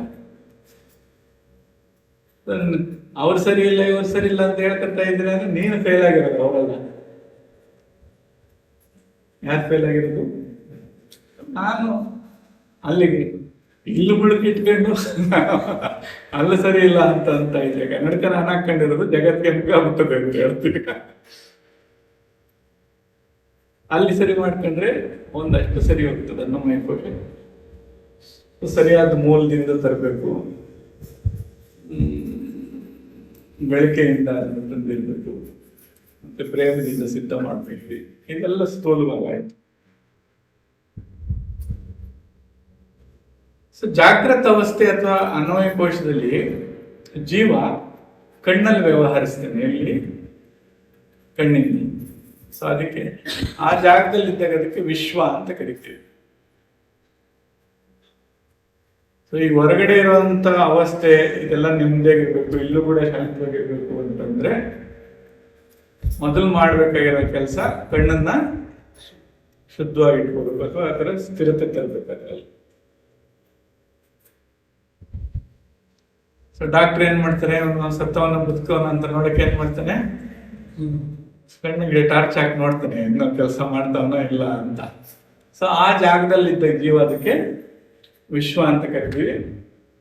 ಸೊ ಏನೇ ದುರಿತಗಳು ಬಂದ್ರು, ಏನೇ ಬಿಡುಗಡೆ, ದುರಿತಗಳಿಗಾಗಲಿ ಮೋಕ್ಷಕ್ಕಾಗಲಿ ಮೂಲ ಕಾರಣ ಜಾಗೃತ ಅವಸ್ಥೆಯಲ್ಲಿ ಕಣ್ಣು. ಈ ಕಣ್ಣನ್ನ ಸ್ಥಿರವಾಗಿಟ್ಕೋಬೇಕು. ಸೊ ಹೇಗೆ ಒಳ್ಳೆಯದನ್ನ ನೋಡ್ಬೇಕು. ಸೊ ಎಷ್ಟು ಸ್ಥಿರ ಮಾಡ್ಕೊತಿರೋ ಕಣ್ಣನ್ನ, ಸೊ ಅದೇ ರೀತಿ ನಮ್ಮ ಅವಸ್ಥೆ ಕೂಡ ಸ್ಥಿರ. ಸೊ ಕೆಲವರೆಲ್ಲ ಮೊದಲು ಅಭ್ಯಾಸ ಮಾಡಿದ್ರಿ ಈಗ ಅದು. ಸೊ ತ್ರಾಟಕದಲ್ಲಿ ಕಣ್ಣಿನ ಸ್ಥಿರತೆ, ಹೊರಗಡೆ ನೋಡ್ತಾ ಸ್ಥಿರತೆ ಅಂತ ತರ್ಬೋದು, ಒಳಗಡೆ ನೋಡ್ಕೊತ ಕೂಡ ಸ್ಥಿರತೆ ತರ್ಬೋದು. ಸೊ ಸ್ಥಿರತೆ ಬಂದ್ರೆ ಕಣ್ಣಿನ ಅಲಗಾಟ ತನಗೆ ತಾನೇ ನಿಲ್ತದೆ, ಕಣ್ಣಿನ ಅಲಗಾಟ ನಿಂತ್ರೆ ಸ್ಥಿರತೆ, ಎರಡು ಒಂದಕ್ಕೊಂದು ಪೂರಕವಾಗಿರ್ತವೆ.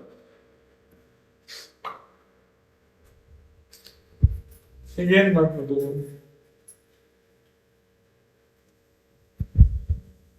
ಈ ಶ್ವಾನಂತರ ಆ ಕಡೆ ನೋಡಿದೆ, ಈ ಕಡೆ ನೋಡಿದೆ, ನೋಡಿದೆ, ಹಿಂಗೆ ನೋಡಿದೆ ಅನ್ನೋದನ್ನ ಈ ಕಣ್ಣಿನ ದೃಷ್ಟಿ ಏನ್ ಮಾಡ್ಬೇಕು, ಅದನ್ನ ಒಂದಷ್ಟು ಸ್ಥಿರ ಮಾಡ್ಬೇಕು.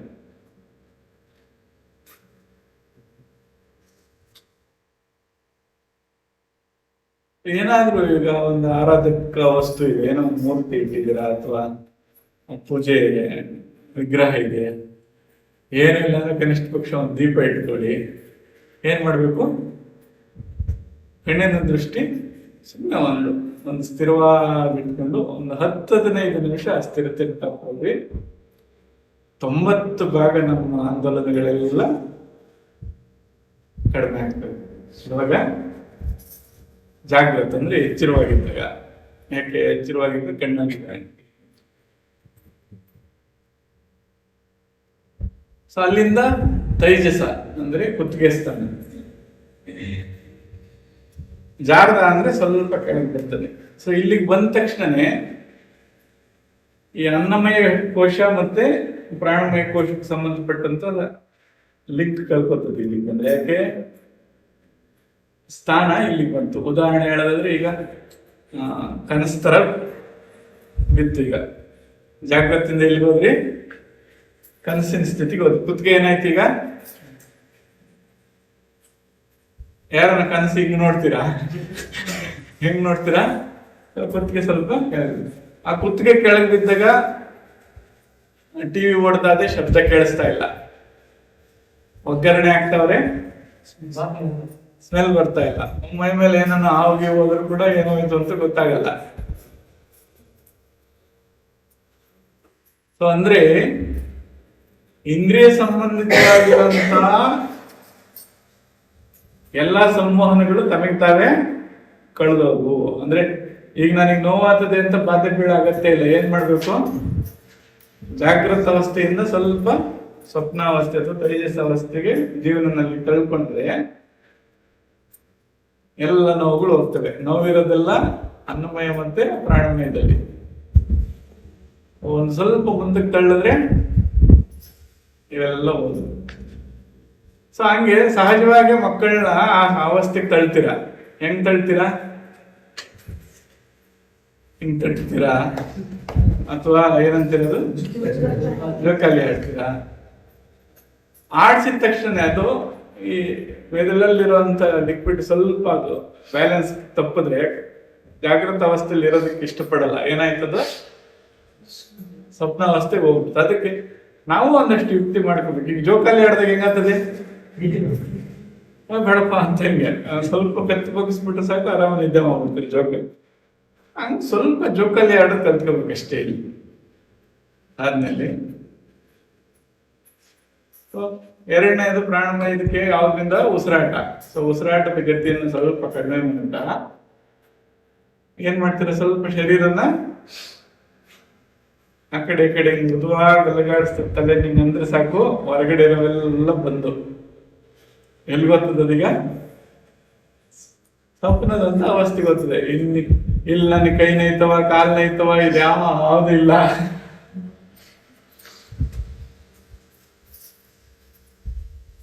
ಏನಪ್ಪ, ಬಹಳ ಸಣ್ಣ ಯುಕ್ತಿ ಇದೆ. ಮಾಡ್ಕೊಂಡಿದ ತಕ್ಷಣ ತೈಜಸ ಅಂತ ಕರಿತೀವಿ, ಈ ಸ್ಥಾನಕ್ಕೆ ಹೋಯ್ತು. ಸೊ ಇನ್ನು ಇಲ್ಲಿಂದ ಸ್ವಲ್ಪ ಮಂತ್ರವನ್ನು ಬೆಳೆಸ್ಕೊಂಡು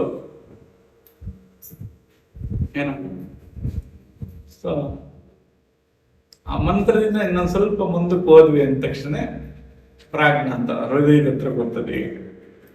ಇಲ್ಲಿಗೆ ಬಂದ್ರೆ ಮನಸ್ಸು ಬುದ್ಧಿ ಎಲ್ಲ ನಿಂತು ಸುಮ್ಮನೆ ಶಾಂತವಾಗಿ ಹೇಗಿದ್ದೀವಿ, ನಿದ್ರೆ ತರ. ಯಾರು ಇಲ್ಲ, ಪ್ರಪಂಚವೇ ಇಲ್ಲ, ಎಲ್ಲ ಶಾಂತ ಮಲಗ್ಬಿಟ್ಟದೆ. ಅವಾಗೆಲ್ಲೇ ಎಲ್ಲಿ ಬಂತಿಲ್ಲಿಗೆ ಪ್ರಾಜ್ಞ ಅಂತ ಕರಿತೀವಿ, ಹೃದಯದಲ್ಲಿ. ಇದು ಜಪ ಮಾಡುವಂಥದ್ದಲ್ಲ, ಅಜಪ. ಈ ಮಂತ್ರಗಳೆಲ್ಲ ಜಪ ಆಗ್ಬೋದು. ಸೊ ಗಾಯತ್ರಿ ಕಾಲ, ಗಾಯತ್ರಿ ಅಂದ್ರೆ 3 ಕಾಲ ಆಡ್ಬೇಕು. ಯಾವ್ಯಾವುದು,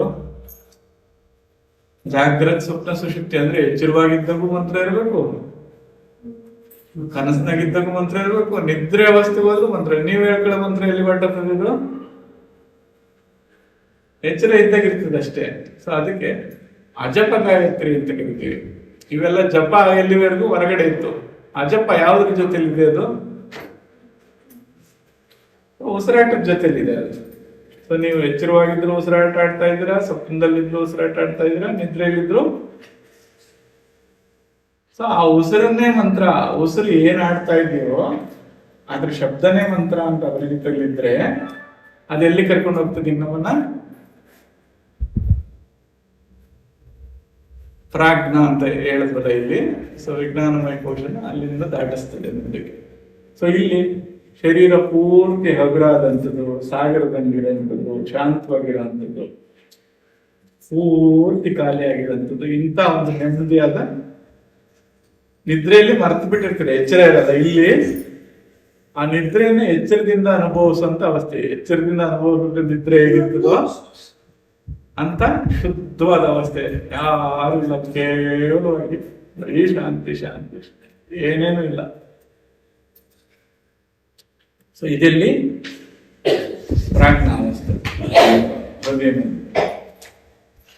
ಸೊ ಯಾವುದ್ರ ಮೂಲಕ, ಅಜಪ ಅಂತ ಕರೆದ್ರು. ಸೊ ಅಜಪ ಶ್ವಾಸದ ಮೂಲಕ ಅಜಪ ಆಗ್ತದೆ, ಗಮನಿಸೋದ್ರ ಮೂಲಕ ಅಜಪ ಆಗ್ತದೆ. ಸೊ ಗಮನ ಎಚ್ಚರ ಆಗ್ಬಿಟ್ರೆ ಜಾಗ್ರತಲ್ಲೂ ಗಮನಿಸ್ತೀವಿ, ಸ್ವಪ್ನದಲ್ಲೂ ಗಮನಿಸ್ತೀವಿ, ಸುಷುಪ್ತಿ ಅಥವಾ ನಿದ್ರೆಯಲ್ಲೂ ಗಮನಿಸ್ತೀವಿ. ಇನ್ನು ಅದಾದ ಮೇಲೆ ಚೇತಸ ಅಂತೀವಿ. ಶರೀರ ಅಲ್ಲ, ಶರೀರದ ಹೊರಗಡೆ. ಸೊ ಅಲ್ಲಿ ನಾನಿಲ್ಲ, ನೀನಿಲ್ಲ, ಎಂಥದ್ದು ಇಲ್ಲ. ಹೇಳ್ಕೊಳಕ್ ನಾ ಇದ್ದಿದ್ರೆ ನಾನು ಹಿಂಗೆ ಐತೆ ಅಂತ ಹೇಳ್ಕೊಂಡೆ, ಅಲ್ಲಿ ಹೇಳ್ಕೊಳಕ್ಕೆ ಏನೂ ಇಲ್ಲ. ಸೊ ಇವು ಕೋಶಗಳನ್ನ ಅರ್ಥ ಮಾಡ್ಕೊಂಡ್ರೆ ಅದ್ರ ಮಾರ್ಗಗಳಾಗ್ತಾ ಇರ್ತವೆ. ಸೊ ಈಗ ಸ್ಥೂಲವಾಗಿ ಎಲ್ಲರೂ ಏನ್ ಮಾಡ್ಬೋದು, ಆಹಾರನ ಸರಿಯಾದ ರೀತಿಯಲ್ಲಿ ಶುದ್ಧ ಮಾಡ್ಕೋಬಹುದು, ಕಣ್ಣಿನ ನಡವಳಿಕೆಯನ್ನು ಚೆನ್ನಾಗಿ ಇಟ್ಕೋಬೇಕು. ಸೊ ಇಷ್ಟನ್ನು ಇಟ್ಕೊಂಡ್ರೆ ಈಗ ಮುಂದಿನ ಸಲ ಬರುವಾಗ ಮಂತ್ರದ ಬಗ್ಗೆ ಮಾತಾಡೋಣ. ಈಗ ಕೆಲವರೆಲ್ಲ ಲಾಸ್ಟ್ ನಾಮ ಜಪ ತಗೊಂಡು ಸೊ ಈ ಮಾಂಸ ಶರೀರನ ಮಂತ್ರ ಶರೀರ ಮಾಡ್ಕೊಳ್ಳಿ ಅಂತ ಹೇಳಿದ್ದೆ. ಅದನ್ನು ಮನಸ್ಸು ಹುಟ್ಟು ಗುಣ ಸುಟ್ಟರು ಹೋಗಲ್ಲ ಅಂತೀವಲ್ಲ, ಅಂಥದ್ದನ್ನು ಬಿಡಿಸ್ತದೆ ಅವಾಗ ನೀನು. ಯಾವುದು ಈ ಮಾಂಸ ಶರೀರ ಮಂತ್ರ ಶರೀರವಾದಾಗ ಅಲ್ಲಿಂದ ಮುಂದಿನ ಇದೇನಿದೆ ಕೃಪೆ ಅಂತ ಹೇಳಿದ್ವಿ, ಅದು ಮುಂದಿನ ಹಂತ ನೋಡೋಣ. ಈ ಪ್ರತಿ ಪೂರ್ಣಿಮೆಗೆ ಎಷ್ಟು ದಿನ ಎಲ್ಲ ಮಾತಾಡಿರೋದೆಲ್ಲ ಸತ್ಸಂಗದಲ್ಲಿ ಇದಾವೆ. ಸೊ ಹಿಂಗೆ ಸಾಧನೆಯಲ್ಲಿ ಏನ್ ಅಳವಡಿಸ್ಕೋಬೇಕು ಅನ್ನೋದು ಮುಂದೆ ನೋಡ್ತಾ ಹೋಗೋಣ. ಈಗ ಎಚ್ಚರವಾಗಿರುವಾಗ ಎಲ್ಲ ಚೆನ್ನಾಗಿರ್ಬೇಕು ಅಂದ್ರೆ ಕಣ್ಣು ಚೆನ್ನಾಗಿ ಇಟ್ಕೋಬೇಕು ಅಂತ ಹೇಳಿದ್ವಿ. ಹಾಗಾಗಿ ಭೈರವ ತಂತ್ರದಲ್ಲಿ ಕಣ್ಣನ್ನು ಸರಿಯಾಗಿ ಇಟ್ಕೊಳ್ಳೋದು ಅಥವಾ ಕಣ್ಣಿಗೆ ಸಂಬಂಧಪಟ್ಟಂತ ಸಾಧನೆಗಳು ಸಾಕಷ್ಟಿದ್ದಾವೆ. ಮುಂದಿನ ಸಲ ಬರೋಷ್ಟೊತ್ತಿಗೆ ಒಂದು 2-3 ವಿಧಾನವಾಗಿ ಬಹಿರ್ತ್ರಾಟಕ ಅಂದ್ರೆ ಹೊರಗಡೆ ನೋಡುವಂಥದ್ದನ್ನ ಅಭ್ಯಾಸ ಮಾಡ್ಕೊಳ್ಳೋಣ ಮೊದಲು. ಸೊ ಕಣ್ಣಿನ ಸ್ಥಿರತೆನೇ 2 ತರ ತರ್ಬೋದು. ಒಂದು ಹೊರಗಡೆ ನೋಡೋದ್ರಿಂದ, ಇನ್ನೊಂದು ಒಳಗಡೆ ನೋಡೋದು. ಸೊ ಇದರಲ್ಲಿ 3 ವಿಧಾನಗಳಿದಾವೆ. ಮತ್ತೆ ಕೇಚರಿ, ಮಧ್ಯಚರಿ, ಭೂಚರಿ ಅಂತ. ಕಣ್ಣಿನ ನೋಟನ್ನ ಮೇಲೆ ಕೆತ್ತಿಬಿಟ್ರೆ ಪ್ರಪಂಚ ಮುಳುಗೋಗ್ತದೆ. ಇದು ಯಾವುದು ಅಂದ್ರೆ ಅವನ ಪ್ರಪಂಚ ಮುಳುಗ್ತದೆ, ಅವನ ಅವಸ್ಥೆ ಮುಳುಗೋಗ್ತದೆ. ಈಗ ಪ್ರಜ್ಞೆ ತಪ್ಪಿದ್ರೆ ಹೆಂಗ್ ಹೋಗ್ತವೆ ಕಣ್ಣು? ಸೊ ಅಷ್ಟೇ ಯುಕ್ತಿ.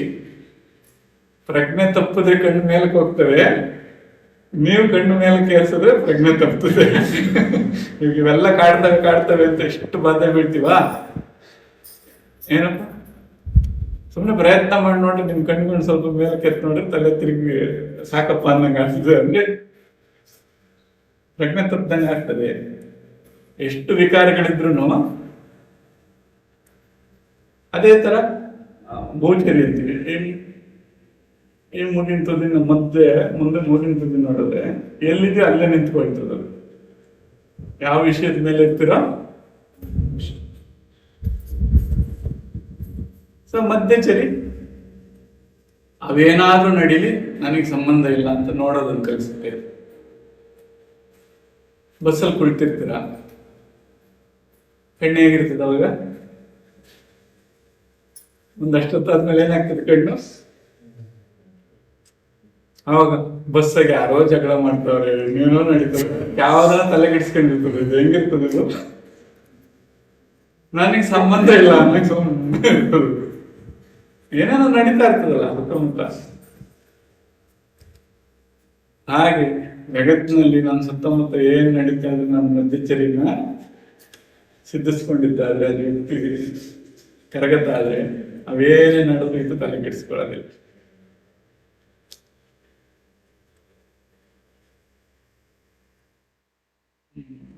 ಹಾಗಾಗಿ ಇನ್ನು ಮೇಲೆ ಇಷ್ಟು ದಿನ ಈಗ ಇಂಟ್ರಡಕ್ಷನ್ ಆಗಿದೆ. ಇನ್ನು ಮೇಲೆ ಕುರುವನ್ನೇ ಅಂದ್ರೆ ಮಾಡೋದಷ್ಟೇ, ಇನ್ನು ಮೇಲೆ ಮಾತಾಡಂಗಿಲ್ಲ. ಬಹಳ ಮಾತಾಡ್ಬಿಟ್ಟಿದೀವಿ ಇಷ್ಟು ವರ್ಷ ಎಲ್ಲ. ಈಗ ಏನ್ ಮಾಡ್ಬೇಕು? ಇನ್ಮೇಲೆ ಮಾಡ್ಬೇಕಷ್ಟೇ. ಹೇಳಿರೋದು ಮಾಡ್ಕೊಂಡ್ರೆ, ಪದಾರ್ಥ ಕೊಟ್ಟಿದ್ದೀವಿ, ಐಟಮ್ಸ್ ಕೊಟ್ಟಿದ್ದೀವಿ, ಏನಪ್ಪ ಬಿತ್ಕೊಳಕ್ಕೆ ಬೀಜಗಳು ಕೊಟ್ಟಿದ್ದೀವಿ. ಈಗ ಬೆಳೆ ಬಿತ್ಕೊತೀರ, ಸುಮ್ಮನೆ ಮೂಲೆಗಿರ್ತೀರ. ಯಾರಿಗದು ಬೆಳೆ ಬರ್ಲಿಲ್ಲ, ನನಗೇನು ಸಿಗ್ಲಿಲ್ಲ ಅಂತ ಹೇಳ್ಕೊಂಡ್ರೆ ಅದು ನಿಮ್ ಸಮಸ್ಯೆ, ನಮ್ಮ ಸಮಸ್ಯೆ ಅಲ್ಲ. ಸೊ ಕೃಷಿ ಮಾಡ್ಕೊಂತೀವಿ ಅನ್ನಂಗಿದ್ರೆ ಆಗ ಫಲ ಹೋಗ್ತೀವಿ. ಹಾಗಾಗಿ ಇದೇ ತರ ಕಂಟಿನ್ಯೂ ಮಾಡೋಣ. ಏನಂತ, ಹುಣ್ಣಿಮೆ ಹಿಂದಿನ ದಿನ ಬಂದ್ರೆ ಈ ಸಾಧನೆಗಳೆಲ್ಲ ಯಾವ ರೀತಿ ಮಾಡ್ಬೇಕು, ಆರಾಮ ಬಿಡುವಾಗಿರ್ತೀವಿ. ಸೊ ಅದನ್ನೆಲ್ಲ ವಿಶ್ಲೇಷಿಸ್ಕೊಂಡು ಯಾವ ತರ ಮಾಡ್ಬೇಕು ಹೇಳ್ಕೊಡೋರು ಹೋದ್ಮೇಲೆ ಆಮೇಲೆ ದುಃಖ ಪಟ್ರೆ ಏನು ಪ್ರಯೋಜನ ಇಲ್ಲ. ನನಗೆ ಯಾರು ಹೇಳ್ಕೊಳಕ್ಕೇನ ಕಲ್ತ್ಕೊಳಕ್ ಕುತೂಹಲ ಇತ್ತು, ಆಸಕ್ತಿ ಇತ್ತು, ಯಾರು ಹೇಳ್ಕೊಡ್ಲಿಲ್ಲ ಅಂದ್ರೆ ಏನ್ ಪ್ರಯೋಜನ ಅಂತ. ಅವಾಗ ಹೇಳ್ಕೊಡೋರು ಇರುವಾಗ ಅವು ಅಳವಡಿಸ್ಕೊಬಿಡ್ಬೇಕು, ಹೇಳಿಸ್ಕೊಡ್ಬೇಕಾದ್ರೆ ಏನು. ಸೊ ಹಂಗಾಗಿ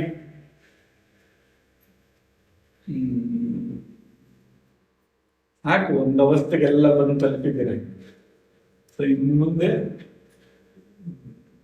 ನಮ್ಮನ್ನು ನೋಡ್ಕೊಳ್ಳೋಂಥವೇನವ ಇದ್ರ ಕಡೆ ಗಮನ ಕೊಡ್ರಿ, ನಾವು ನೋಡ್ಕೊಳ್ಳೋಂಥದ್ರ ಕಡೆ ಪಕ್ಕಕ್ಕೆ ಇಟ್ರೆ, ಅವನ್ನೆಲ್ಲ ಸ್ವಲ್ಪ ಸೈಡ್ಗೆ ಇಟ್ಕೊಳ್ತೇವೆ. ಅವನಂದ್ರೆ ಆದ್ಯತೆ ಕಡಿಮೆ ಮಾಡಿಕೊಳ್ತೇವೆ.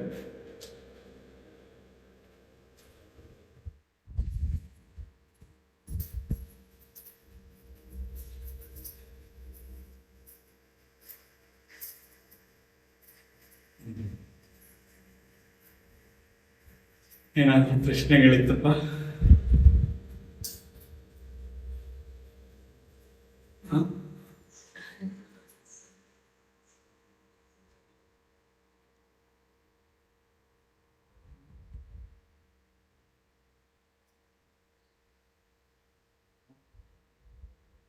ಅನ್ನಮಯ ಕೋಶದಲ್ಲಿ ಬಹಳ ಇದೆ.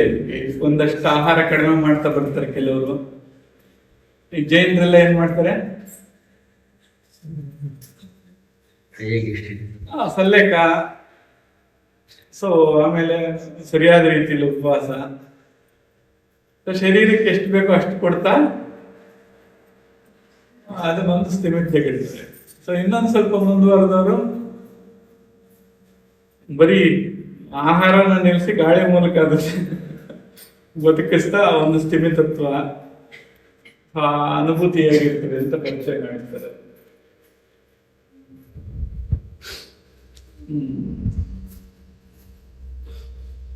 ಈಗ ಒಂದು ಕೆಲಸ ಮಾಡ್ಬೋದು, ಹಗಲೊತ್ತು ಬೇಕಾದ್ರೆ ಊಟ ಮಾಡಿ, ರಾತ್ರಿ ಹೊತ್ತು ಒಂದು 50% ಊಟ ಕಡಿಮೆ ಮಾಡಿ ಮನಸ್ಥಿತಿ ಹೆಂಗಿರ್ತದ ನೋಡ್ರಿ. ಏನಪ್ಪ, ರಾತ್ರಿ ಊಟ ಎಷ್ಟು ಬೇಕು ಅಂತೀರೋ 2 ಅವಕಾಶ ಇದೆ. ಒಂದು ತಟ್ಟೆ ಬಿಡಿಸ್ಕೊಂಡು ಅರ್ಧ ನೆತ್ತಿಡೋದು, ಇಲ್ಲ ಈಗಿರೋ ತಟ್ಟೆನ ಅದನ್ನೇ ಕಡಿಮೆ ಮಾಡೋದು. 50% ಮಾಡೋದು. ಸ್ವಲ್ಪ ಕರುಳಿನ ಆರೋಗ್ಯಕ್ಕಾಗಿ ಖಚಿತವಾಗಿ ಎಲ್ಲರನ್ನು ಜೀರಿಗೆ ಕಷಾಯ, ಸ್ವಲ್ಪ ಜೀರಿಗೆನ ಒಂದು 1/4 ಸ್ಪೂನ್ ಕುದಿಸೋದು, ಅರ್ಧ ನೀರಿಗೆ ಅದೇ ಸ್ವಲ್ಪ ಉಪ್ಪು ಹಾಕೊಂಡು ಮಲಗುವಾಗ ಅದು ಕುಡಿಯೋದು. ಕರುಳು ಸರೋದ್ರೆ ಬುದ್ಧಿ ಸರೋಗ್ತದೆ. ಬುದ್ಧಿ ಸ್ಥಾನ ಕರುಳಲ್ಲಿರೋದ್ರಿಂದ ಅದರ ಆರೋಗ್ಯ ಕಾಪಾಡಿಕೊಂಡ್ರೆ ಇಷ್ಟ ಸುಧಾರಿಸ್ತದೆ. ಪ್ರಯತ್ನ ಮಾಡ್ತಾರೆ ಇಷ್ಟನ್ನ ಮಾಡಿದ್ರೆ. ಈಗ ಇಷ್ಟು ಮಾಡ್ಕೊಂಬಂದ್ರೆ ಮುಂದಿನ ಸಲ ಈಗ ಕಣ್ಣಿಗೆ ಸಂಬಂಧಪಟ್ಟಂಗೆ ಅಭ್ಯಾಸ ಶುರು ಮಾಡೋಣ.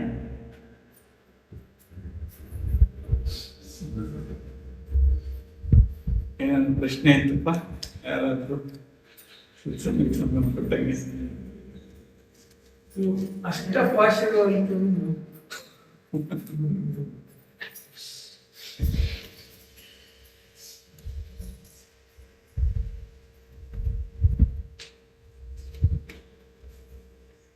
ಅವು ಮದ, ಪಾಶ, ವ್ಯಸನ, ಏನೇನೋ ಪದಗಳು ಕೊಡ್ತೀವಿ. ಅವನ್ನೆಲ್ಲ ಸರಳ ಮಾಡ್ಕೋಬೇಕು ಅಂತಂದ್ರೆ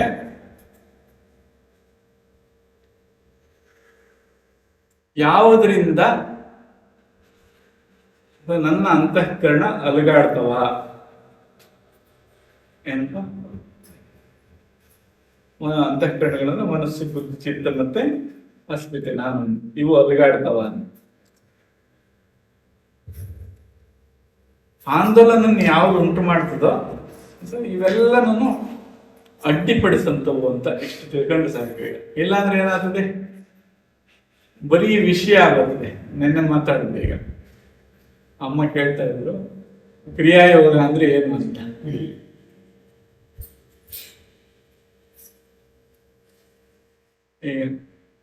ಅಡುಗೆ ಮಾಡೋದು ಗೊತ್ತೇನು ಗೊತ್ತು? ಏನೇನ್ ಮಾಡ್ತೀವಿ? ಪಲಾವ್, ರೈಸ್, ಅನ್ನದಲ್ಲಿ ಏನೇನೋ ಮಾಡ್ತೀರಾ. ಏನೇನು ರೈಸ್ ಮಾಡ್ತೀರಾ? ಚಿತ್ರಾನ್ನ, ಪುಳಿಯೋಗರೆ, ಹಾಗೆ ಬಾತು, ರೈಸ್ ಬಾತು, ಟೊಮೆಟೊ ಬಾತ್ ಎಲ್ಲ ಮಾಡ್ತೀವಿ. ಈ ಮಾಡೋದೇನಾಯ್ತಲ್ಲ ಇದಕ್ಕೆ ಕ್ರಿಯಾಯೋಗ ಅಂತೀವಿ. ಮಾಡೋಂಥದ್ದು ವಾಂಗಿ ಬಾತ್ ಹಿಂಗಂತೆ ಮಾಡೋದು ಅಂತ ಬುಕ್ಕ ಬರ್ದಿರ್ತಾರೆ. ಅವನಿಗೆ ಎಲ್ಲ ಗೊತ್ತು ವಾಂಗಿ ಬಾತ್ ಬಗ್ಗೆ, ಆದ್ರೆ ಒಂದಿನ ಮಾಡ್ದನಲ್ಲ ತಿಂತಾನಲ್ಲ, ಇನ್ನು ಎಲ್ಲಾ ಬಾತೆ ಹೇಳ್ತಾನೆ. ಇದೆಲ್ಲ ಬರೀ ಜ್ಞಾನ ಅಷ್ಟೇ. ಸೊ ಇದು ಜ್ಞಾನ ಯೋಗ ಒಂದ್ ಕಡೆ ಇದೆ, ಇದು ಕ್ರಿಯಾಯೋಗ ಒಂದ್ ಕಡೆ ಇದೆ. ಎಷ್ಟೇ ಜ್ಞಾನ ಯೋಗ ಇದ್ರು ಅದು ಕ್ರಿಯಾಯೋಗ ಆಗ್ಲಿಲ್ಲ ಅಂದ್ರೆ ಉಪಯೋಗಕ್ಕಿಲ್ಲ ಅಂತ. ಈಗ ಹಾಗೆ ಅಂತಃಕರಣ ಈ ಆಂದೋಲನ ಬರೆಸುವಂಥವು ಏನಿದಾವೋ, ಓಕೆ, ಇವ್ ಹಿಂಗ ಆಗ್ತಾ ಇದ್ದಾವೆ ಅಂತ ತಿಳುವಳಿಕೆ ಇದ್ರೆ ಸಾಕು. ಅದನ್ನ ಸರಿಪಡಿಸ್ಕೊಳಕ್ ಏನ್ ಬೇಕೋ ಆ ಕ್ರಿಯಾಯೋಗದ ಬಗ್ಗೆ ಯೋಚನೆ ಮಾಡ್ತೀವಿ. ಅದು ಬಿಟ್ಟು ಈಗ ಲಿಸ್ಟ್ ಬರೀತಾ ಕುತ್ಕೊಂಡ್ರೆ ಇವಾಗ ಅಷ್ಟು ಮದ ಯಾವುದು, ಅಷ್ಟು ಕ್ಲೇಶಗಳು ಯಾವುವು, ಏನಪ್ಪ ಭಾಷೆಗಳು ಯಾವುದು, ವ್ಯಸನಗಳು ಯಾವುವು, ಈಗ ಆಲ್ರೆಡಿ ನಾನು ಅಷ್ಟು ಟೆನ್ಷನ್ ಆಗಿದ್ದೀನಿ, ಗೊತ್ತಾಗ್ತಾ ಇದೆ. ನೀವೆಲ್ಲ ಓದಿ ಇನ್ನಷ್ಟು ಟೆನ್ಷನ್ ಮಾಡ್ಕೊಳ್ಳೋದು. ಮತ್ತೆ ಇನ್ನೊಬ್ರು ಬಂದಾಗ ಅವನ್ ಕೇಳ್ತಾನೆ ನಿನ್ಗೆ ಇದು ಗೊತ್ತಾ ಅಂತ. ಏನಪ್ಪ ಈಗ ನಿನ್ ಪಾಠ ಅಂತ ಬಂದ್ರೆ ಅವನ್ ಬಂದ್ರೆ ನಿನ್ ಕ್ಲೇಶ ಗೊತ್ತಾ ಅಂತಾನೆ. ಸೊ ಇನ್ನೊಬ್ಬ ಬರ್ತಾನೆ ಇನ್ನಾವ್ದೋ ವ್ಯಸನ ಅಂತ ಕೇಳ್ತಾನೆ. ಸೊ ಬರೀ ಓದ್ಕೊಳ್ಳೋದೇ ಮಾಡ್ತೀರೋ ಇಲ್ಲ ಏನಾದ್ರು ಮಾಡೋದು ಮಾಡ್ತಿರೋ ಅಂತ ಮುಂದೆ.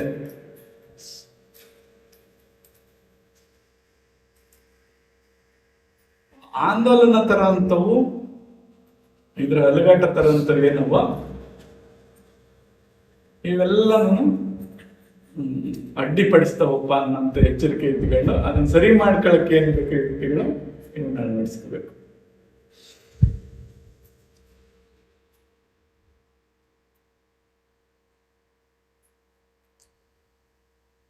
ಆಮೇಲೆ ಯುಕ್ತಿ ಐತೆ ಇದರಲ್ಲಿ. ಈ ಟ್ರಾನ್ಸ್ಫಾರ್ಮರ್ ಹತ್ರ ಹೋಗಿ ಫೀಸ್ ಕಿತ್ಬಿಟ್ರೆ ಏನಾಗ್ತದೆ?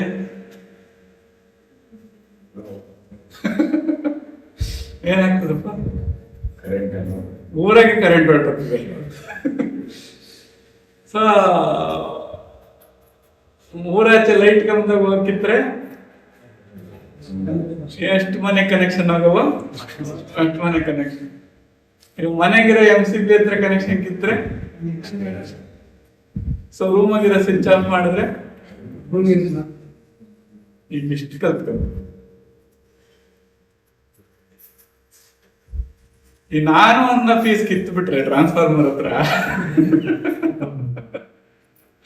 ಕ್ಲೇಶ ಇರ್ಲಿ, ಮದ ಇರ್ಲಿ, ವ್ಯಸನಗಳಿರ್ಲಿ, ಇವೆಲ್ಲರೂ ಆಫ್ ಅಂತಾರೆ.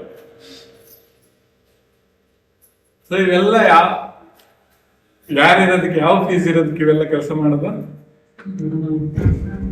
ನಾನು ಅನ್ನೋದು ಕನೆಕ್ಷನ್ ಭದ್ರವಾಗಿರೋದ್ರಿಂದ ನಾನು ಅನ್ನೋ ಕನೆಕ್ಷನ್ ಸ್ವಲ್ಪ ಕಿತ್ತು ನೋಡುದು. ಒಳ್ಳೆ ಸಾತ್ವಿಕ ಜೀವಿ, ಅಹಂ ನಿರಶನ ಮಾಡ್ಕೊಂಡಿರೋಂಥವ್ರು, ಅವ್ರನ್ನ ಭೇಟಿ ಮಾಡ್ರಿ, ಅವ್ರನ್ನ ಸಂದರ್ಶಿಸ್ರಿ, ಹೆಂಗಿರ್ತದೆ? ನೀವು ಹೇಳ್ದಂತ ಕ್ಲೇಶ ದೋಷ ಏನನ್ನು ಕಾಣಿಸ್ತಾವ ನೋಡ್ರಿ ಅವ್ರಿಗೆ. ಯಾಕೆ ನಾನು ನನ್ನ ಫೀಸ್ ಕಿತ್ತಾಕಿರ್ತೀನಿ. ಇವಾಗ ಕರೆಕ್ಟಾಗಿ ನಾನು ಅನ್ನೋ ಜೀವಿ ಹತ್ರ ಹೋಗಿ ನೋಡ್ರಿ ಇದನ್ನ. ಅದು ಯಾವಾಗ ನೋಡಿದ್ರು ನಾನು ಅಂತ ಹೇಳಕತ್ತಿದ್ದಲ್ಲ, ನಿಮ್ಗೆ ಎಷ್ಟು ದೋಷಗಳಿದಾವಲ್ಲ ಅಷ್ಟು ದೋಷಗಳು ಅದ್ರಾಗೆ ಕಾಣಿಸ್ತವೆ. ಯಾವ್ದ್ರಾಗ? ನಾನು ಈಗ ಜಾಂಡ್ರಾದ್ರೆ ನೀವು ದಿನಾ ಚಿಗುರು ಕುತ್ಕೊಂಡು ಕುಯ್ಕತ್ತೀರ ಇಲ್ಲ ಬೇರನ್ನ ಕತ್ತರಿಸ್ತೀರ ಅಂತ. ನೀವು ಎಷ್ಟು ಚಿಗುರು ಕಿತ್ತರು ಸಿಗುತ್ತದೆ. ಯಾಕೆ? ಅದು ಬೇರಿಂದ ಪೋಷಣೆ ಬಿಡೋದು. ಹಂಗೆ ಯುಕ್ತಿ ಗೊತ್ತಿರ್ಬೇಕ ಯಾವ ಫೀಸ್ ಕೇಳಬೇಕು ಅಂತ.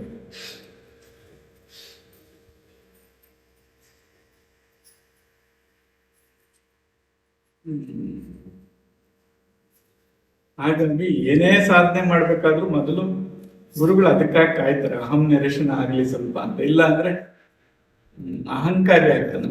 ಇಂಥ ಸಾಧಕನ ಅದೇ ಇಷ್ಟು ಸಿದ್ಧಿಸ್ಕೊಂಡ್ಬಿಟ್ಟೆ.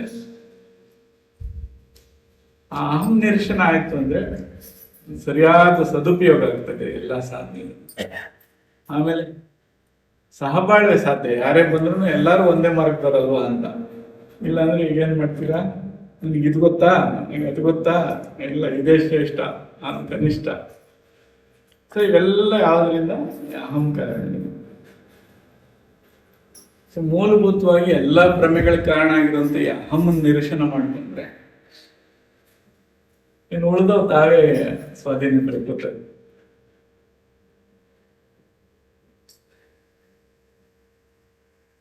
ಸೊ ಬಹಳ ಸರಳವಾಗಿರೋಂತ ಸೂತ್ರ ಅಂದ್ರೆ ಸರ್ವಾರ್ಪಣೆ.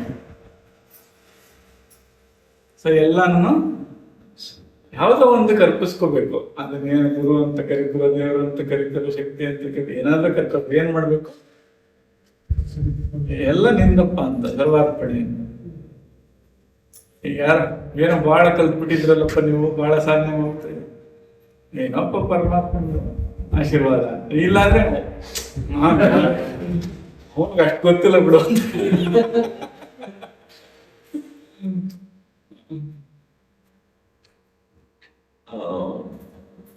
ಸರ್ವಾರ್ಪಣೆ ಏನೇ ಬಂದು ಪ್ರಸಾದ ಅಂತ ಸ್ವೀಕರಿಸ್ಬಿಟ್ರೆ ಬಹಳ ಸರಳವಾಗಿದೆ ಅಂತ.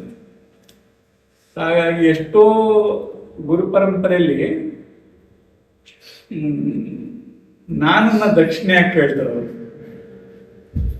ಸೊ ದೀಕ್ಷೆ ಕೊಡ್ಬೇಕಾದ್ರೆ ಈಗೆಲ್ಲ ದುಡ್ಡು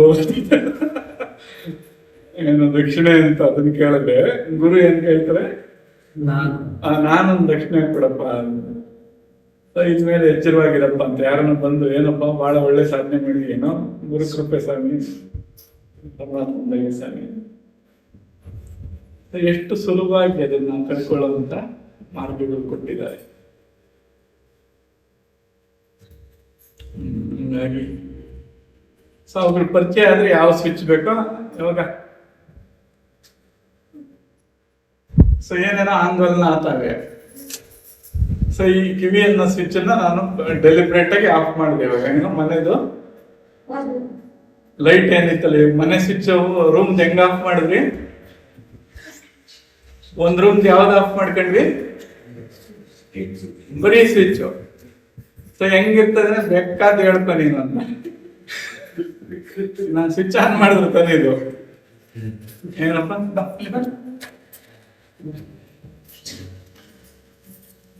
ಇದು ಆಫ್ ಮಾಡಿ ಇಟ್ಕೊಂಡ್ರೆ ಕೇಳ್ದಂಗಿರ್ತದೆ ಒಂದು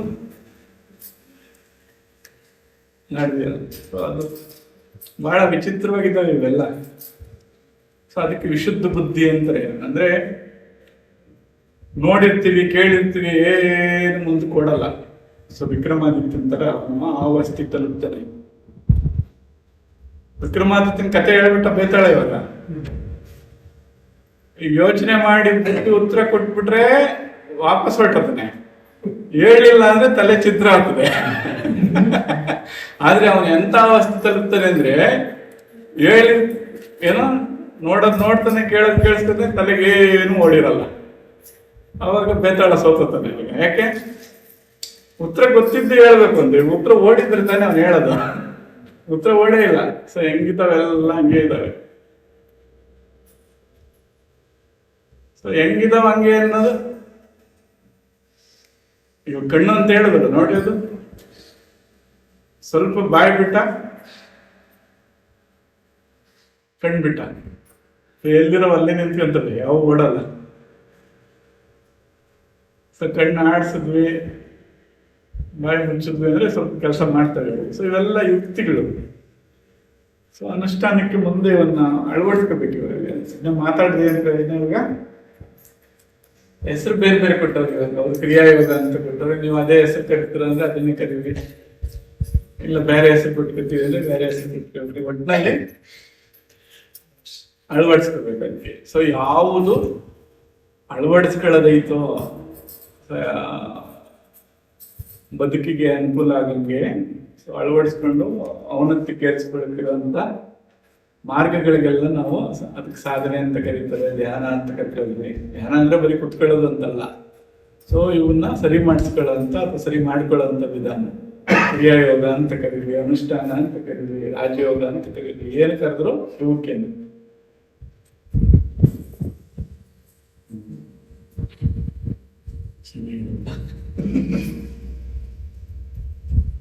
ಎಷ್ಟು ಸಮಯ ಇದೆ ಇನ್ನ?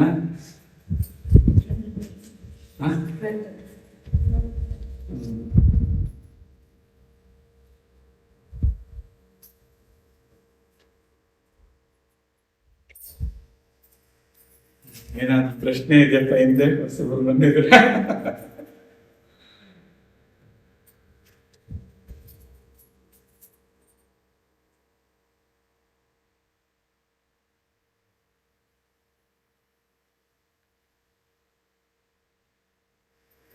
ಆಧ್ಯಾತ್ಮ ಸಂಬಂಧಪಟ್ಟ ಏನೇ ಪ್ರಶ್ನೆ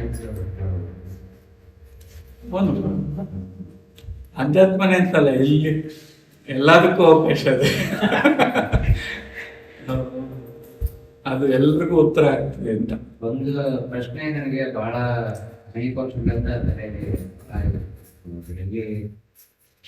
ಅದು ಆ ಪ್ರಶ್ನೆ ನನಗೆ ಮನಸ್ಸಿಗೆ ಹತ್ತಿರವಾಗುವಂತ ಉತ್ತರ ಸಿಗ್ತಾ ಇರ್ತದೆ. ಪ್ರಶ್ನೆ ಏನಂದ್ರೆ, ಸೃಷ್ಟಿಯ ರಚನೆ ಹಿಂದಿನ ಮರ್ಮ. ಭಗವಂತ ಸೃಷ್ಟಿ ಹಿಂದಿನ ರಚನೆ ಮಾಡಿದ್ರು, ಆದರೆ ಹಿಂದಿನ ನಾರ್ಮಲ್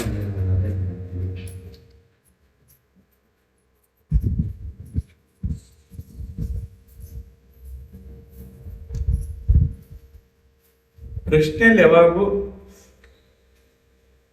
ಎರಡು ದೃಷ್ಟಿ ಇರ್ತವೆ. ಒಂದು ಸಿಂಹ ದೃಷ್ಟಿ ಅಂತೆ, ಇನ್ನೊಂದು ಶ್ವಾನ ದೃಷ್ಟಿ. ಈ ನಾಯಿಗೆ ಚೆಂಡ ಹಾಕಿದ್ರೆ ಏನ್ ಮಾಡ್ತಿದೆ? ನಾಯಿ ಆ ಚೆಂಡಿಂದ ಓಡೋಗ್ತದೆ. ಈಗ ಸಿಂಹಕ್ಕೆ ಚೆಂಡ ಹಾಕಿದ್ರೆ ಯಾವ ಅನಿಸ್ದೋನು ಅಂತ ನೋಡ್ತದೆ. ಬಾರಿ ಬಾರಿ ಏನ ಚೆಂಡಿಂದನೇ ಓಡೋಲ್ಲ, ಯಾವನವನು ಹಾಕ್ದೋನು ಅಂತದ್ದು. ಹಾಗೆ ಅಫ್ಕೋರ್ಸ್ ಪ್ರಶ್ನೆಗೆ ಉತ್ತರ ಕಂಡುಕೊಳ್ಳೋಣ, ಆದ್ರೆ ಕಾರಣ ಏನು ಅಂತ ಕಂಡುಕೊಳ್ಬೇಕು. ಈಗ ಪ್ರಶ್ನೆ ಯಾರಿಗೆ ಬಂದಿದೆ ಮತ್ತೆ ಯಾಕೆ ಬಂದಿದೆ? ಪ್ರಶ್ನೆ ಬಂದಿರೋದು ಯಾರಿಗೆ?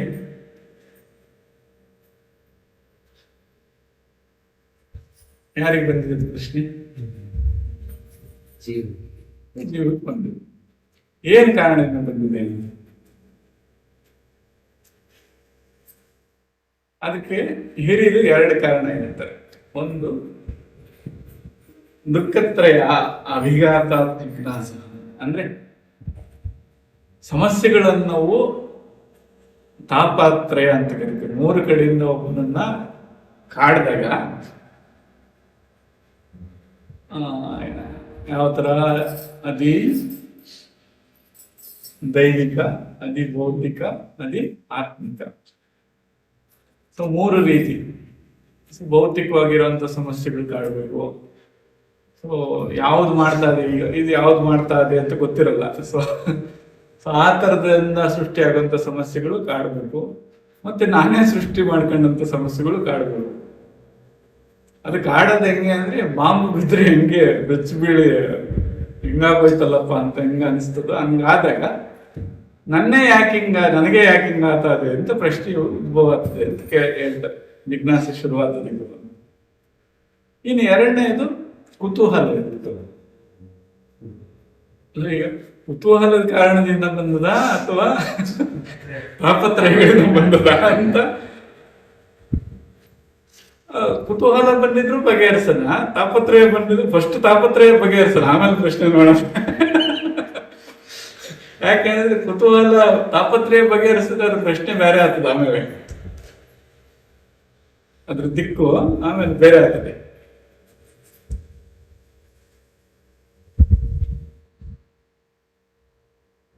ಸೊ ಹಾಗಾಗಿ ಮೂಲಭೂತವಾಗಿ ಈ ಪ್ರಶ್ನೆ ಉದ್ದೇಶ ಏನು ಅಂತ ಕೇಳ್ಬೇಕು ನಾವು. ಅದನ್ನು ಏನ್ ಕಾರಣದಿಂದ ಈ ಪ್ರಶ್ನೆಯನ್ನ ಇಟ್ಕೊಂತ ಇದ್ದೀವಿ? ಇದರ ಅರ್ಥ ಬಹಳ ಸ್ಪಷ್ಟ. ನಾವು ಬದುಕನ್ನ ಅನುಭವಿಸ್ತಾ ಇಲ್ಲ ಅಂತ, ಇರೋದನ್ನ ಇದ್ರಲ್ಲಿ ತೃಪ್ತಿ ಆಗಿಲ್ಲ, ಅಥವಾ ಇದನ್ನ ತೃಪ್ತಿ ಪಡುವಂತ ವಿಧಾನ ಗೊತ್ತಾಗಿಲ್ಲ. ಇದರಿಂದ ಏನಾಗಿದೆ, ಈಗ ಇದ್ರಲ್ಲಿ ಅನಾಸಕ್ತಿಯಾಗಿ ಅಥವಾ ಇದ್ರ ಬಗ್ಗೆ ಕಾಳಜಿ ಕಡಿಮೆ ಮಾಡ್ಕೊಂಡು ಇನ್ನೇನೋ ಹುಡುಕಕ್ಕೆ ಹೊರಟದೆ ಅಂತ. ಈಗ ಇರೋದ್ರಲ್ಲಿ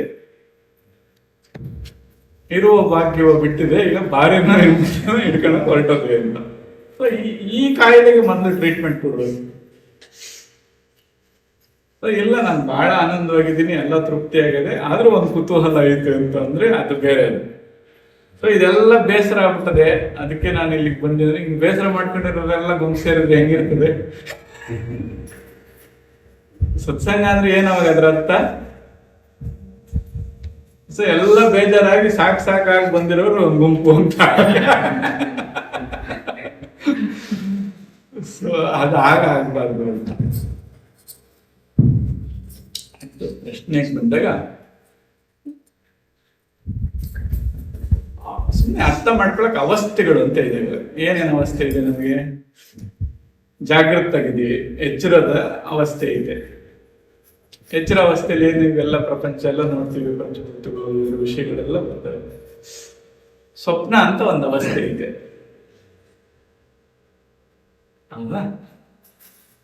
ಅಲ್ಲಿ ಏನೋ ಸ್ವರ್ಗ ನರಕಗಳಂತದ್ದು ಏನೇನನ್ನು ಸೃಷ್ಟಿಸಿ, ಏನಪ್ಪ ಇಂದ್ರಜಾಲ ಮಹೇಂದ್ರಜಾಲಗಳನ್ನೆಲ್ಲ ಸೃಷ್ಟಿ ಮಾಡ್ಕೊಂಡು ಅದ್ರಲ್ಲಿ ಆನಂದ ಪಡೋದು, ದುಃಖ ಪಡೋದು, ಸಾಮ್ರಾಜ್ಯ ನಡೆಸೋದು, ಏನೇನೋ ಮಾಡ್ತದೆ. ಅದಾದ್ಮೇಲೆ ಏನು ಇಲ್ಲದೆ ಇರ್ತಕ್ಕಂಥ ಶಾಂತವಾಗಿ ನಿದ್ರೆ ಮಾಡುವಂತ ಒಂದು ಸುಷುಪ್ತಿ ಅವಸ್ಥೆ ಇದೆ. ಅದಾದ್ಮೇಲೆ ನಾನು ಇದ್ನೋ ಇಲ್ವೋ ಅನ್ನೋದು ತಿಳುವಳಿಕೆ ಇಲ್ದಿರ ತುರ್ಯ ಅನ್ನೋಂಥ ಒಂದು ಅವಸ್ಥೆ ಇದೆ. ಈಗ ತುರ್ಯ ಅಂತ ಒಂದು ಅವಸ್ಥೆ ಇಟ್ಕೊಳ್ಳೋಣ, ಅಂದ್ರೆ ಎಲ್ಲ ಕಳೆದು ಆಚೆಗೆ ಹೋಗ್ಬಿಟ್ಟಿದ್ವಿ. ಅವಾಗ ಏನ್ ಮಾಡೋದು, ನಿಮ್ಗೆ ಒಂದು ಸಣ್ಣದು ಅನಸ್ತಿಷ್ಯ ಅಂತ ಒಂದು ಇಂಜೆಕ್ಷನ್ ಕೊಟ್ಬಿಟ್ಟು ಈಗ ಎಚ್ಚರ ಆಗಲ್ಲ ನಿಮ್ಗೆ. ಈ ಶರೀರನ ಪೂರ್ತಿ ಬೂದಿ ಮಾಡಿ, ಆ ಬೂದಿ ಅನ್ನೋದಕ್ಕಿಂತ ಅದಕ್ಕಿಂತ ಇನ್ನೂ ಔನ್ನತ್ಯವಾಗಿ ಬೆಳಕಿನ ತರನ ಇನ್ನೇನು ಮಾಡಿ ಅದು ಇಲ್ದಂಗೆ ಮಾಡ್ಬಿಡ್ರಿ. ಈಗ ಏನಾಯ್ತು, ಈಗ ಏನು ಇಲ್ದಂಗೆ ಆಗ್ಬೇಕು. ಈಗ ವಾಪಸ್ ಬರ್ತದ ಅದು? ಶರೀರ ಇದ್ರೆ ವಾಪಸ್ ಬಂದು ಅಗಲಾಯ್ತು, ಕತ್ಲಾಯ್ತು, ಹಿಂಗೆಲ್ಲ ಇದೆ ಅಂತ ಹೇಳ್ತದೆ. ಈಗ ಬರಕ್ ಅವಕಾಶನೇ ಇಲ್ಲ ಅಂದ್ರೆ, ಸೊ ಸದಾ ನಿದ್ರೆ ಅಥವಾ ನಿದ್ರೆಯನ್ನು ಮೀರಿರುವಂತವನಿಗೆ ನಿದ್ರೆ ಅಂದ್ರೆ ಏನು, ಸ್ವಪ್ನ ಅಂದ್ರೆ ಏನು, ಅಥವಾ ಜಾಗೃತ ಅಂದ್ರೆ ಏನು ಅಂತ ಕೇಳಿದ್ರೆ ಏನ್ ಹೇಳ್ತದದು? ಏನು ಗೊತ್ತಾಗದೇ ಇಲ್ಲ, ಅದಕ್ಕೆ ಸಾಧ್ಯನೇ ಇಲ್ಲ ಅದು.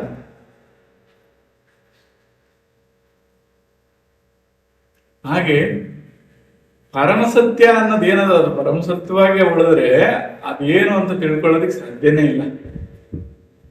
ಪರಮಸತ್ಯ ತನ್ನನ್ನು ತಾಳು ತಿಳ್ಕೊಳ್ಳೋದಕ್ಕೆ ಈ ಚಲನೆಯನ್ನು ಸೃಷ್ಟಿ ಮಾಡ್ತದೆ. ಈಗ ಸತ್ಯವಾಗಿ ಉಳ್ಕೊಂಡಿದ್ರೆ ನಾನು ಸತ್ಯ ಅಂತ ಅದ್ರ ಕೈಲಿ ಹಿಂಗಿದ್ದೀನಿ ಅಂತ ಹೇಳ್ಕೊಳಕ್ ಆಗಲ್ಲ ಅದ್ರ ಕೈಲಿ. ಈಗ ನೋಡಿ ಇಲ್ಲಿಗೆ ಬಂದ್ಮೇಲೆ ಹೇಳ್ತಾ ಇದೆ ಇದು ಹಿಂಗೆ ಅಂತ. ಇಷ್ಟು ಸೃಷ್ಟಿ ಆದ್ಮೇಲೆ ಸೃಷ್ಟಿ ಹೇಗಾಯ್ತು ಅಂತ ಹೇಳೋದಕ್ಕೆ ಸಾಧ್ಯ ಆಗ್ತಾ ಇದೆ. ಸೃಷ್ಟಿ ಏನಕ್ಕೆ ಮಾಡ್ತು ಅಂದ್ರೆ, ಸೃಷ್ಟಿ ಹೇಗಾಯ್ತು ಅಥವಾ ಸೃಷ್ಟಿ ಮಾಡೋವಂಥದ್ದು ಹೇಗಿದೆ ಅಂತ ತನ್ನಂತ ಅಂತ ತಿಳ್ಕೊಳ್ಳೋದಕ್ಕೆ, ತನ್ನಂತ ಅಂತ ತಿಳ್ಕೊಳ್ಳೋದಕ್ಕೆ ಸೃಷ್ಟಿಯನ್ನ ಮಾಡಿಕೊಡ್ತು.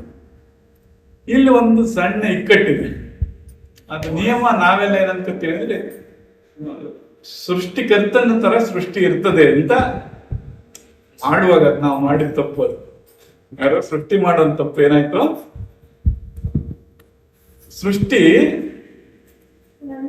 ಸೃಷ್ಟಿಕರ್ತ ಸೃಷ್ಟಿ ಇದ್ದಂಗೆ ಇರ್ತದೆ ಅಂತ ಅನ್ಕೊಂಡ್ ಮಾಡ್ತು. ಆದ್ರೆ ವಾಸ್ತವ ಏನಂದ್ರೆ ಸೃಷ್ಟಿಕರ್ತನಂಗೆ ಸೃಷ್ಟಿ ಇರಲ್ಲ. ಈಗ ನನ್ನ ನಿಯಂತ್ರಣದಾಗಿರ್ತದೆ, ನನ್ನಂಗಿರ್ತದೆ ಅಂತ ಭಾವಿಸ್ತದೆ, ಆದ್ರೆ ಈಗ ಅದ್ರ ನಿಯಂತ್ರಣದಲ್ಲಿ ಇಲ್ಲ. ಈಗ ನೀವೇ ನಿಮ್ ಮಗುಗ್ ಜನ ಕೊಡ್ತೀರಾ, ಸೊ ನೀವ್ ಹೇಳಿದ್ರೆ ಕೇಳ್ತದ ಅದು. ಯಾಕೆಂದ್ರೆ ಮೂಲಭೂತವಾಗಿ ಸೃಷ್ಟಿಕರ್ತನ ತರ ಸೃಷ್ಟಿ ಇರಲ್ಲ, ಇದೇ ನಿಯಮ. ಅದನ್ನ ಒಂದು ಕತೆ ಮೂಲಕ ಹೇಳ್ತಾರೆ, ಅದನ್ನ ಬಹಳ ಸೂಕ್ಷ್ಮವಾಗಿ ಹೇಳ್ತಾರೆ.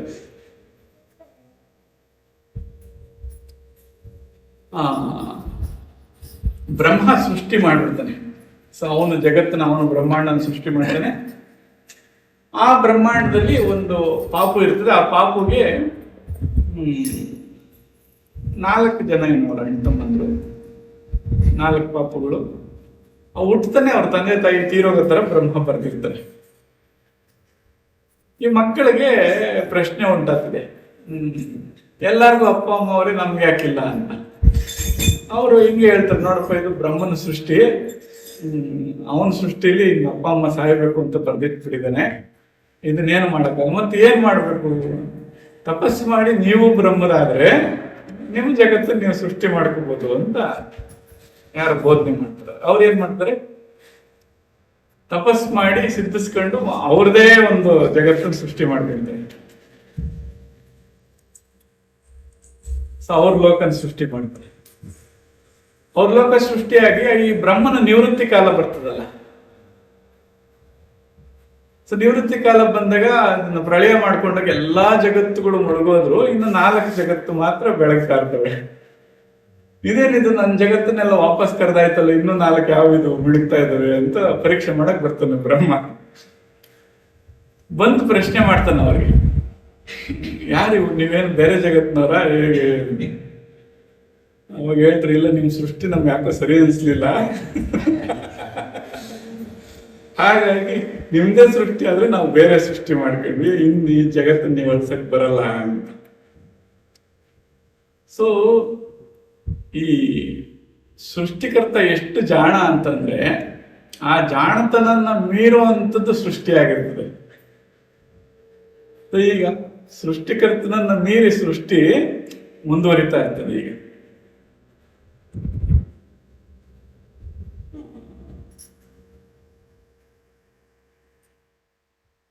ಟೆಂಪರರಿ ಅಂತ ಗೊತ್ತಾಗಿದೆ ಅದಕ್ಕೆ ಇದೆಲ್ಲ, ಆದ್ರೆ ಒಪ್ಕೊಳಕ್ ಸಿದ್ಧ ಇಲ್ಲ. ಈಗ ಅದನ್ನೇನ್ ಮಾಡ್ತದೆ, ಏನಾದ್ರೂ ಮಾಡಿ ಅದನ್ನ ಪರ್ಮನೆಂಟ್ ಮಾಡ್ಬೇಕು ಅಂತ ಹೇಳಿ ಸೊ ನಾನಾ ವಿಧಗಳ ತಂತ್ರ ಮಾಡ್ತಾ ಇರ್ತದೆ ಈಗ. ಸೊ ಇದೆಲ್ಲ ಮಾಡ್ತಾ ಇರೋದು ನಾನು ಹೆಂಗನ ಮಾಡಿ ಇನ್ನಷ್ಟು ಸ್ಥಿರ ಆಗ್ಬೇಕು ಅಂತ, ಇನ್ನಷ್ಟು ಪರ್ಮನೆಂಟ್ ಇಲ್ಲೇ ಇರ್ಬೇಕು ಅಂತ ಅಸ್ತಿತ್ವನ. ಆ ಅಸ್ತಿತ್ವದ ಉಳಿವಿಗಾಗಿ, ಅಸ್ತಿತ್ವ ಸ್ಥಿರ ಆಗೋದಕ್ಕೆ ಇದು ನಿರಂತರವಾಗಿ ನಡೀತಾನೆ ಇರ್ತದೆ. ಎಲ್ಲಿ ಅದಕ್ಕೆ ಅವಕಾಶ ಸಿಗಲ್ವೋ ಅಲ್ಲಿಗೆ ನಿಂತೋಗ್ತದೆ. ಅವಕಾಶ ಸಿಗಲ್ಲ ಅಂತ ಗೊತ್ತಾದ ತಕ್ಷಣನೇ ಪೂರ್ತಿ ಖಾಲಿ ಆಗುತ್ತೆ. ಈಗ ಪ್ರಜ್ಞೆ ತಪ್ಪು ಬಿದ್ದೋಗ್ತೀರ ಯಾವಾಗ ನಾವು ಸೃಷ್ಟಿ ಮಾಡ್ಕೊಂಡಿರ್ತೀವಿ ಏನೇನೋ, ಹೆಂಡತಿ ಮಕ್ಕಳು.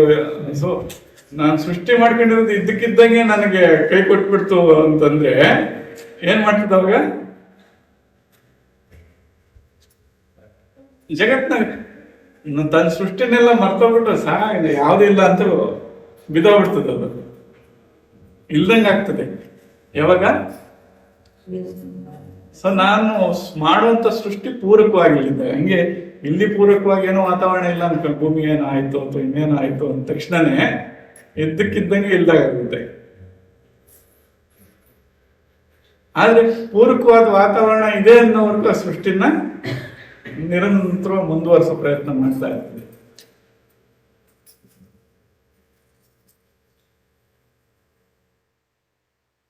ಈಗ ನನಗೂ ಮತ್ತೆ ಈ ಸೃಷ್ಟಿಕರ್ತನಿಗೂ ಸೃಷ್ಟಿಗೂ ಇರೋ ಸಂಬಂಧ ಏನು ಅಂತ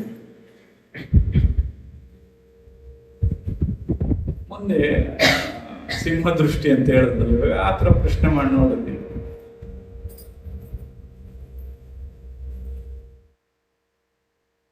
ಸೃಷ್ಟಿ ಹೆಂಗಾಯ್ತು ಅಂತ ಹುಡ್ಕೊಂಡು ಹೋಗ್ತೀವಿ. ಈಗ ಸೊ ಎಲ್ಲಿಂದ ಶುರು ಆಯ್ತು ಅಂತ ಹುಡುಕಿ ಹುಡುಕಿ ಹುಡುಕಿ ಹುಡುಕಿ ಎಲ್ಲೋ ಕೊನೆಗೆ ಒಂದು ಉತ್ತರ ಸಿಗ್ತದೆ. ಇದರಿಂದನೇ ಎಲ್ಲ ಸೃಷ್ಟಿ ಆಗಿತ್ತು ತಿಳ್ಕೊಂಡ್ರಪ್ಪ. ಎಷ್ಟು 1,00,000 ವರ್ಷ ತಪಸ್ ಮಾಡಿದ್ವಿ ಅಂತ ಅನ್ಕೊಳ್ಳೋಣ. 1,00,000 ವರ್ಷ ತಪಸ್ಸಾದ್ಮೇಲೆ ಸೃಷ್ಟಿ ಹೆಂಗಾಯ್ತು ಅಂತ ಅರ್ಥ ಆಗೋಯ್ತು ನಿಮ್ಗೀಗ. ಈಗೇನ್ ಮಾಡ್ತೀರಾ? ಈ ತಿಳ್ಕೊಂಡಾದ್ಮೇಲೆ ಏನ್ ಮಾಡ್ತೀರಪ್ಪ? ದೇಶದ ಪ್ರಯಾಸ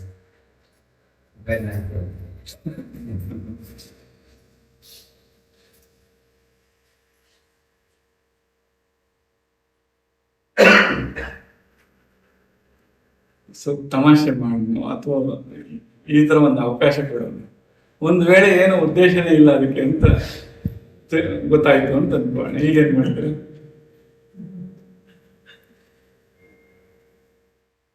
ಅದಕ್ಕೇನೋ ಉದ್ದೇಶನೇ ಇಲ್ಲ ಅಂತ ಅರ್ಥ ಆಗೋಯ್ತು ಅನ್ಕೋಣ. ಈಗೇನ್ ಮಾಡ್ತೀರ?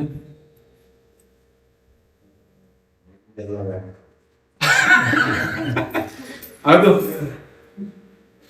ಹೆಂಗೆ ಅಂದ್ರೆ ರಕ್ತ ಸುರಿಸ್ಬಿಟ್ಟು ಬಿಲ್ಡಿಂಗ್ ಕಟ್ಟಿ ಇನ್ನೇನು ಇನಾಗ್ರೇಷನ್ ಆಗೋ ಟೈಮಿಗೆ ಭೂಕಂಪ ಆದ್ರೆ ಹೆಂಗನ್ಸ್ತದೆ ಅವಾಗ?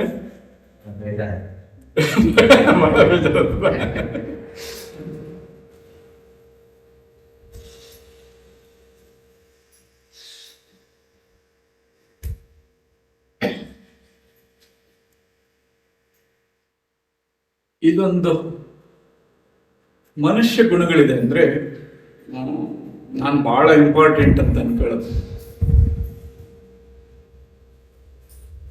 ಅದಕ್ಕೆ ಸ್ವಲ್ಪ ಬ್ರಹ್ಮನಿರಸನ ಮಾಡಿದ್ರೆ ಚೆನ್ನಾಗಿರುತ್ತೆ. ಈ ಜೇನುಳ ಇಲ್ಲ ಅಂದ್ರೆ 4 ವರ್ಷದಾಗ ಎಲ್ಲ ಬರಡಾಗೋತವೆ. ಏನು ಪರಾಗಸ್ಪರ್ಶ ಆಗಲಿಲ್ಲ, ಮೊಳಕೆ ಆಗಲ್ಲ, ಎಲ್ಲ ಬರಡಾಗೋತವೆ. ಹಂಗೆ ಎರೆಹುಳ ಇಲ್ಲ ಅಂದ್ರೆ ಅದು ಭೂಮಿ ಫಲವತ್ತತೆ ಇಲ್ಲದೆ ಅವಾಗಲೂ ಪಾಪ ಸೊರಗಿ ಒಂದು 6 ತಿಂಗಳು ವರ್ಷದಲ್ಲೆಲ್ಲ ಬರಡಾಗ್ತದೆ. ಹಂಗೆ ಸೂಕ್ಷ್ಮಾಣು ಜೀವಿಗಳಿಲ್ಲ ಅಂದ್ರೆ ಅವಾಗೂ ಬರಡಾಗ್ತದೆ ಬಹಳ ಬೇಗ. ಮನುಷ್ಯರು ನಾವೇನ ಇಲ್ಲ ಅಂತಂದ್ರೆ ಒಂದು ಕನಿಷ್ಠ 10 ಲಕ್ಷ ವರ್ಷಗಳ ಕಾಲ ಸಮೃದ್ಧಿಯಾಗಿರ್ತದೆ ಭೂಮಿಯಲ್ಲಿ. ಮನುಷ್ಯ ಒಂದ್ ವೇಳೆ ಇಲ್ಲ ಅಂತಂದ್ರೆ ಕನಿಷ್ಠ 10 ಲಕ್ಷ ಎಲ್ಲ ಮತ್ತೆ ಏನೇನು ಅನಾಹುತಗಳಾಗ ಎಲ್ಲ ಸ್ಥಿರ ಆಗ್ಬಿಟ್ಟು ಹಂಗಾಗಿ ಇವನ ಉಪಸ್ಥಿತಿ ಏನಿದ್ರು ಸರಿ ಇಲ್ಲಿದ್ರು ಸರಿ, ಸುಮ್ಮನೆ ಹೆಸರಿಗೆ ಹೇಳ್ಕೊಂಡಿದ್ದೀವಿ ಅಷ್ಟೇ ನಾವು ಶ್ರೇಷ್ಠ. ಯಾವ್ದನ್ನ ಪ್ರಾಣಿ ಬಂದ್ ಸರ್ಟಿಫಿಕೇಟ್ ಕೊಟ್ಟದಪ್ಪ ನೀವು ಶ್ರೇಷ್ಠ ಅಂತ ಯಾರು ಕೊಟ್ಕೊಂಡಿರೋದು? ಒಬ್ಬ ಕಳ್ಳ ಇನ್ನೊಬ್ಬ ಸುಳ್ಳನಿಗೆ ಸರ್ಟಿಫಿಕೇಟ್ ಕೊಟ್ಟು ಇವನ್ ಶ್ರೇಷ್ಠ. ಸೊ ಇವನ್ ಎಷ್ಟು ದುರಂತ ಅಂದ್ರೆ ನೀವು ಸತ್ರಕ್ಕೆ ಒಬ್ಬರಾಗೋದಕ್ಕೂ ಯೋಗ್ಯತೆ ಇಲ್ಲ, ಅದ್ರಾಗೂ ಅಷ್ಟು ವಿಷ. ಹದ್ದು ಅವೇನ ತಿಂದ್ರೆ ಅವು ಸತ್ತೇ ಹೋಗ್ತವೆ. ಸೊ ಸುಮ್ಮನೆ ಈ ಭ್ರಮೆ ಐತಲ್ಲ, ನಾನು ದೊಡ್ಡವನು ಶ್ರೇಷ್ಠ ಅನ್ನೋಂಥದ್ದು, ಆ ಭ್ರಮೆ ಮೊದಲು ಬಿಟ್ರೆ ಸೊ ಈ ಉದ್ದೇಶ ಹೆಂಗಿರ್ತದೆ ಅಥವಾ ಉದ್ದೇಶ ಹೇಳಿದ್ರೆ ಹೆಂಗಿದೆ, ಈಗ ನೀವೇನು ಮಾಡದೇ ಇದ್ರೆ ಅದೇ ಪುಣ್ಯ ಕಾರ್ಯಪ್ಪ ಅಂತ, ಇನ್ನೇನು ಮಾಡಕ್ ಹೋಗ್ಬೇಡ್ರಿ. ನಿಮ್ ಉದ್ದೇಶ ಏನಾದ್ರೂ ಉದ್ದೇಶ ಅಂತ ಇದ್ರೆ ಸುಮ್ಮನಿರಪ್ಪ ಸಾಕು. ಏನಪ್ಪ ರಮಣ ಮಹರ್ಷಿಗಳು ಹೇಳ್ತಾರೆ ಏನಂತ, ಸುಮ್ಮನೆ ಇರಪ್ಪ. ಈ ಸುಮ್ಮನಿರೋ ಅಂತ ತಿಳ್ಕೊಳಕ್ಕೆ ಇಷ್ಟು ಓದ್ಬೇಕಾಗಿತ್ತ? ಇವಾಗ ಅದನ್ನ ಇವಾಗಿಂದಾನೆ ಮಾಡ್ಬಿಟ್ರೆ ಸುಮ್ಮನಿರ್ಲಿ ಮತ್ತೆ ಅಂತ ತಿಳ್ಕೊಂಡಾದ್ಮೇಲೆ ಏನ್ ಮಾಡ್ತೀರ ಅಂದ್ರೆ ಸುಮ್ಮನಿರತ್ತಾನೆ, ಮತ್ತೆ ಸುಮ್ಮನೆ ಇದ್ ಬಿಡಲ್ಲ. ಇಲ್ಲ ಆನಂದವಾಗಿರೋದು ಉದ್ದೇಶ, ಆನಂದವಾಗಿರೋದು ಅದನ್ನ ತಿಳ್ಕೊಂಡು ಏನಾಗತ್ತೆ? ಅದ್ರ ಅರ್ಥ ಈಗ ಏನ್ ಮಾಡ್ಬೇಕಾಗದ ಅದನ್ನ ಮಾಡೋಣ, ಅದು ತಿಳ್ಕೊಂಡ್ರೇನು ಬಿಟ್ರೇನು ಅಂತ. ಈಗೇನ್ ಮಾಡ್ಬೇಕಾಗಿದೆ, ಸೊ ಅದಕ್ಕೆ ಧರ್ಮ ಅನ್ನೋದು ಮೊದಲನೇದು. ಅಂದ್ರೆ ನಿಮಗ್ ತೊಂದರೆ ಮಾಡ್ಕೋಬೇಡ್ರಿ, ಬೇರೆಯವ್ರಿಗೆ ತೊಂದರೆ ಮಾಡ್ಬೇಡ್ರಿ, ಬದುಕ್ರಿ ಬಂದ್ಬೋದು. ಸೊ ಈಗ ಯಾವುದೋ ಒಂದು ಇದನ್ನ ಸೃಷ್ಟಿ ಮಾಡ್ತಾ ಅಥವಾ ಈ ಸೃಷ್ಟಿ ಇತ್ತ ಅಂತ, ಯಾವುದೋ ಒಂದು ಇದನ್ನ ಸೃಷ್ಟಿ ಮಾಡ್ತಾ ಅಥವಾ ಏನ ಹಂಗೆ ರೂಪಾಂತರ ಆಗ್ತಾ ಇರ್ಬೋದು, ಇದು ಮೊದ್ಲಿಂದನೂ ಇತ್ತ ಅಂತ. ಸೊ ಅದರಿಂದ ಇದು ಬಂತು ಅಂತ ಹೇಳಿದ್ರೆ ಬಂದದ್ ಬಿಡಪ್ಪ ಅಂತ. ಅಥವಾ ಇದು ಮೊದ್ಲು ಅದರಂಗೆ ಇತ್ತಪ್ಪ ಅಂದ್ರೆ ಮುಗೀತ ಅದ್ರ ಕತೆ. ಈಗ ಹುಡುಕುವಂಥದ್ದು ಏನ್ ಬರ್ತದಕ್ಕೆ, ಅದ್ರ ಅಗತ್ಯ ಇಲ್ವಲ್ಲ. ಹಾಗಾಗಿ ಇದ್ರ ಅಗತ್ಯ ಇದೆಯಾ ಅಂತ ಯಾವುದೇ ಪ್ರಶ್ನೆ ಬಂದ್ರು ಇದ್ರ ಅಗತ್ಯ ನನಗೆ ಮತ್ತೆ ಸಹಜೀವನಕ್ಕೆ ಎಷ್ಟು ಪೂರಕವಾಗಿದೆ, ಇದು ಅಗತ್ಯ ಇದೆಯಾ ಇಲ್ಲ. ಅಗತ್ಯ ಇದ್ರೆ ಖಂಡಿತವಾಗ್ಲೂ ಅದು ವಿಧಾನಗಳು ಅದನ್ನು ತಿಳ್ಕೊಳ್ಳೋದಕ್ಕೆ. ವಿಧಾನಗಳಲ್ಲಿ 6 ವಿಧಾನ. ಮೊದಲು ಪ್ರತ್ಯಕ್ಷವಾಗಿ ತಿಳ್ಕೊಳ್ಳೋದು, ಅದಾದ್ಮೇಲೆ ನೀವೆಷ್ಟೇ ಪ್ರತ್ಯಕ್ಷವಾಗಿ ಅದು ನಿಮ್ಮ ಅನುಭವಕ್ಕೆ ಬಂದು ಅದನ್ನ ಅನುಮಾನಿಸ್ಬೇಕು. ಪ್ರಶ್ನೆ ಮಾಡಿ ಮಾಡಿ ಮಾಡಿ ನಾನಾ ವಿಧದಲ್ಲಿ ಪ್ರಶ್ನೆ ಮಾಡಿ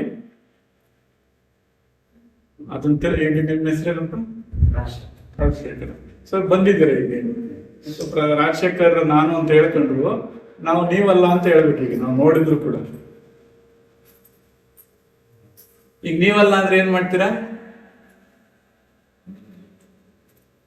ಸಾಕ್ಷಿ ಕರ್ಕೊಂಬಂತೀರಲ್ಲಪ್ಪ, ಯಾರನ್ನ ಅಪ್ಪ ಅಮ್ಮನ್ನ ಅಣ್ಣ ತಮ್ಮಂದ್ರನ್ನ ಎಲ್ಲಾರನ್ನ ಕರ್ಕೊಂಬಂತೀರ. ಈಗ ಮೊದಲು ಸುಮ್ಮನೆ ನೀವೇ ರಾಜಶೇಖರ್ ಅಂತ ಒಪ್ಕೊಳ್ಳೋದಕ್ಕೂ ಈಗ ಅವರೆಲ್ಲ ಬಂದ್ಮೇಲೆ ಹೇಳೋದಕ್ಕೆ ಹೆಂಗಿರ್ತದೆ? ಇನ್ನೊಂದ್ ಸ್ವಲ್ಪ ಖಾತ್ರಿ ಆಗ್ತದಲ್ಲ. ಅವಾಗ ಎಷ್ಟು ಅನುಮಾನಿಸ್ಬೇಕು ಅಂದ್ರೆ ನೀವು ಅಲ್ಲ ಹೋಗ್ರಿ ಅಂತ ಅನ್ಬೇಕು. ಸೊ ಅಲ್ಲ ಹೋಗ್ರಿ ಅನ್ನೋದ್ರಿಂದ ಇನ್ನಷ್ಟು ಖಚಿತ ಆಗ್ತದೆ ಅದು ಅಂತ. ಆಯ್ತು, ನಿಮ್ಮ ಅಪ್ಪ ಅಮ್ಮನಿಗೂ ಹೇಳ್ತೀವಿ, ಇಲ್ಲಮ್ಮ ರಾಜಶೇಖರ್ ಯಾರೋ ಬೇರೆ ಇದ್ರು, ನೀನು ಹುಟ್ಟದಾಗ ಆ ಮಗನ ಇಲ್ಲಿ ಇಟ್ಬಿಟ್ಟು ಅವ್ರನ್ನ ಎತ್ಕೊಂಡು ಹೋಗ್ತಾರೆ, ಇವನ್ ರಾಜಶೇಖರ್ ಅಲ್ಲ ಅಂತ.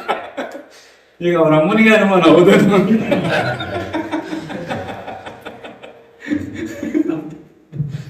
ಸೊ ಅನುಮಾನ ಯಾವಾಗ ಬಗೆಹರಿತದೆ? ಈಗ DNA ಪರೀಕ್ಷೆ ಮಾಡಿದ್ರೆ. ಸೊ ಇನ್ನ ಯಾವ ಪರೀಕ್ಷೆಯಿಂದ ಅನುಮಾನಗಳೇ ಉಳಿಯೋಲ್ವೋ, ಏನಪ್ಪ, ಯಾವ ಪರೀಕ್ಷೆಯಿಂದ ಅನುಮಾನಗಳೇ ಉಳಿಯಲ್ವೋ, ಸೊ ಅಲ್ಲಿಗೆ ಅನುಮಾನ ಅನ್ನುವಂಥದ್ದು ಮುಗಿತಲ್ಲಿ. ಈಗ ಸೊ ಅದನ್ನ ಹೇಳೋರು ಯಾರು? ಖಾತ್ರಿ ಮಾಡೋರು ಯಾರು? ಇವಾಗ DNA ಪರೀಕ್ಷೆ ಮಾಡೋರೆಲ್ಲ ಅವರವರೇ. ಅದರಲ್ಲೇ ಮುಳುಗಿರೋರು. ಸೊ ಅವರಿಗೆ ಶಬ್ದ ಅಂತ ಕರೀತಾರೆ, ಅಂದ್ರೆ ಸುಳ್ಳಾಡಲ್ಲ ಅವರು. ಸೊ ಇದು ಹಿಂಗಪ್ಪ ಅಂತ ಅವರಿಗೆ ಯಾವುದೇ ವೈಯಕ್ತಿಕ ಉದ್ದೇಶಗಳಿರಲ್ಲ. ಈಗ ರಾಜಶೇಖರ ಯಾರೋ ಇನ್ನೊಬ್ರು ತಂದಿಟ್ರಲ್ಲ ಅವ್ರ ಸ್ಟೋರ್ ಅಂತ ಕಾಣೋಣ, ಇಲ್ರಿ ಇವನೇ ರಾಜಶೇಖರ ಅಂದ್ರೆ ಅವ್ರಿಗೆ ಬೆನಿಫಿಟ್ ಆಗ್ತದಲ್ಲ, ಈಗ ಅವೆಲ್ಲ ನಿಮ್ಮ ಆಸ್ತಿನ ಅನುಭವಿಸ್ಬೋದಲ್ಲ. ಹಂಗೆ ಸುಳ್ಳು ಹೇಳದೆ ಹೇಗಿದೆಯೋ ಹಾಗೆ ಯಥಾರ್ಥವನ್ನು ಹೇಳುವಂಥವ್ರು, ಮತ್ತೆ ಇನ್ಯಾವ ಅನುಮಾನಗಳು ಇಲ್ಲದೆ ಬಗೆಹರಿಸುವಂಥವ್ರು ಯಾರಿದ್ದಾರೆ, ಆ ಒಂದು ಗುಂಪು ಅಥವಾ ಅಥಾರಿಟಿ ಇರೋಂಥವ್ರಿಗೆ ಶಬ್ದ ಅಂತ ಕರಿತೀವಿ. ಸೊ ಋಷಿಗಳು ಆ ಥರ ಅನುಭಾವಿಗಳು ಇವರೆಲ್ಲರನ್ನು ಅವ್ರ ವಾಕ್ಯದ ಮೇಲೆ ಅವಲಂಬಿಸ್ಬೇಕು. ಯಾಕೆ ಅವ್ರು ಸುಳ್ಳು ಹೇಳೋರಲ್ಲ. ಅಲ್ಲಿ ಸುಳ್ಳು ಹೇಳೋರಿಗೆ ಏನೋ ಒಂದು ಪರ್ಸನಲ್ ಇಂಟೆನ್ಷನ್ ಇರ್ತದೆ, ಸುಳ್ಳು ಹೇಳ್ಬಿಡ್ತಾರೋ. ಅದಾದ್ಮೇಲೆ ಉಪಮಾನ ಅಂತ ಇದೆ 4ನೇ, ಅಂದ್ರೆ ನೋಡಕ್ಕೆ ಹೆಂಗದೆ ಅಂತ. ನೀರು ಹೆಂಗದೆ ನೋಡಕ್ಕೆ, ಬಣ್ಣ ಇಲ್ಲ, ಸೊ ಯಾವ ಆಕಾರ ಬೇಕಂತ ಗತಿ ಅಂತವನ್ನೆಲ್ಲ ಕೂಡಿಸ್ಕೋಬೇಕು. ಈಗ ಬಣ್ಣ ಇಲ್ದಿದ್ದವೆ ಏನೇನವೆ, ಸ್ಪಿರಿಟ್ ಅಲ್ಲ, ನೀರ್ ಹೆಂಗಿರೋದು, ಸೊ ಸ್ಪಿರಿಟ್ ಐತೆ, ಆಸಿಡ್ ಐತೆ, ಏನಪ್ಪ ವಿನೆಗರ್ ಐತೆ, ಇವನ್ನೆಲ್ಲ ತಂದಿಟ್ಕೋತೀರ. ನೋಡಕ್ಕೆ ಹೆಂಗವೆ ಅವೆಲ್ಲ ನೀರಿನ ತರ ಅವೆ. ಅರ್ಥೋತ್ಪತ್ತಿ ಆಗ್ಬೇಕಲ್ಲ, ಅಂದ್ರೆ ಈ ನೀರ್ ಕುಡಿದ್ರೆ ಏನಾಗಬೇಕು, ಸ್ಪಿರಿಟ್ ಎಂಡ ಕುಡಿಯಕ್ ನೋಡಕ್ ಹಂಗೆ ಐತೆ, ಕುಡಿದ್ರೆ ಏನಾಗ್ತದೆ, ಮತ್ತು ಬರ್ತದೆ, ದಾಹ ಹೋಗಲ್ಲ. ಏನಾಗ್ತದೆ ಇಲ್ಲಿ, ಹಂಗೆ ನೀರನ್ನ ತಗೊಂಡು ಬೆಂಕಿ ಮೇಲೆ ಹಾಕಿದ್ರೆ ಅರ್ಥೋತ್ಪತ್ತಿ ಆರಿಸ್ಬೇಕು. ನೀವು ಸ್ಪಿರಿಟ್ ತಗೊಂಡು ಹಾಕಿದ್ರೆ ಇನ್ನಷ್ಟು ಉಳಿದ, ಅಲ್ಲಿ ಅರ್ಥ ಉತ್ಪತ್ತಿ ಆಗ್ಲಿಲ್ಲಲ್ಲ ಅದು. ಹಂಗೆ ಸೃಷ್ಟಿ ಹೆಂಗಾಯ್ತು ಅಂತ ನೀವೇನೋ ಹೇಳಿದ್ರೆ ಹಂಗಾಗಿರ್ಬೇಕು. ಇನ್ನೊಂದು ಪ್ರಶ್ನೆ ಆಗ್ಬೇಕು, ಅದು ಹಂಗಾಗ್ಲಿಲ್ಲ, ಅರ್ಥ ಉತ್ಪತ್ತಿ ಆಗ್ಲಿಲ್ಲ ಅಂದ್ರೆ ಇಲ್ಲ ನಿರಾಕರಿಸ್ಬೇಕು ಅಂತ ಅದನ್ನ. ಸೊ ಹಿಂಗ್ ಇವನ್ನೆಲ್ಲ ಕಂಡಿಡ್ಕೊಂಡ್ರಿ. ಈಗ ಆಸಿಡ್ ಕುಡಿದ್ರೆ, ನೀರ್ ಕುಡಿದ್ರೆ ದಾಹ ಹಿಂಗ್ಬೇಕಾಯ್ತು, ಆಸಿಡ್ ಕುಡಿದ್ರೆ ಸುಟ್ಟೋತದ, ಹಂಗ ಆಗ್ತಾ ಇಲ್ಲ, ಅರ್ಥ ಉತ್ಪತ್ತಿ ಆಗ್ತಾ ಇಲ್ಲ.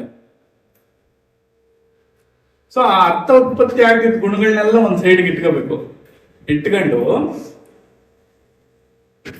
ಅನುಪಲಬ್ಧಿ ಅಂತ, ಅಂದ್ರೆ ಏನೇನಿಲ್ಲ ಅದ್ರಾಗ ಅಂತ. ಈ ನೀರಿಗೆ ಏನೇನಿಲ್ಲ, ಸೊ ಮತ್ತು ಬರ್ಸ ಅಂತ ಗುಣ ಇಲ್ಲ, ಸುಡೋ ಅಂತ ಗುಣ ಇಲ್ಲ. ಸೊ ಏನಪ್ಪ ರುಚಿ, ಇನ್ಯಾವ್ದು ಇನ್ನೊಂದು ರುಚಿ, ವಿನೆಗರ್ ಉಳಿದ ರುಚಿ ಬರುತ್ತೆ ಅಂತ ರುಚಿ ಇಲ್ಲ. ಸೊ ಇವನ್ನೆಲ್ಲ ಕ್ರಾಸ್ ವೆರಿಫೈ ಮಾಡ್ಕೊಂಡ್ರೆ ತಿಳುವಳಿಕೆ ಚೆನ್ನಾಗಿ ಬರ್ತದೆ. ಹಂಗಾಗಿ ತಿಳುವಳಿಕೆಯಲ್ಲಿ ಈ 6 ವಿಧಾನ ಬಳಸ್ಕೋಬೇಕು. ಸೊ ನೇರವಾಗಿ ಪ್ರತ್ಯಕ್ಷ ಅಂತ, ಏನೇ ಅನುಭವ ಇದ್ರು ಅದನ್ನ ಪ್ರತ್ಯಕ್ಷ ಅಂದ್ರೆ ಅಕ್ಷಗಳಿದಾವೆ ಬೇರೆ ಬೇರೆ ಬಳಸ್ಕೋಬೇಕು. ಅಕ್ಷ ಅಂದ್ರೆ ಗ್ರಹಿಸಕ್ಕಿರೋ ಮಾಧ್ಯಮ. ಇವಾಗ ಕಣ್ಣು ಒಂದು ಅಕ್ಷ. ಈ ಕಣ್ಣು ಬಳಸಿದ್ರೆ ಏನ್ ಕಾಣಿಸ್ತದೆ, ಪ್ರತಿ ರೂಪ ಬರ್ತದೆ. ಸೊ ಅಕ್ಷ ಅಂತಂದ್ರೆ ಪ್ರತಿಗಳು ತರ್ತದೆ ಅಂತ, ಇದ್ರ ಪ್ರತಿ ತಂತಲ್ಲಿಗೆ. ಸೊ ಪ್ರತಿ ಧ್ವನಿ ತರ್ತದೆ. ಹಂಗೆ ಅಗ್ರಹಣ ಇದೆ, ರುಚಿ ಇದೆ.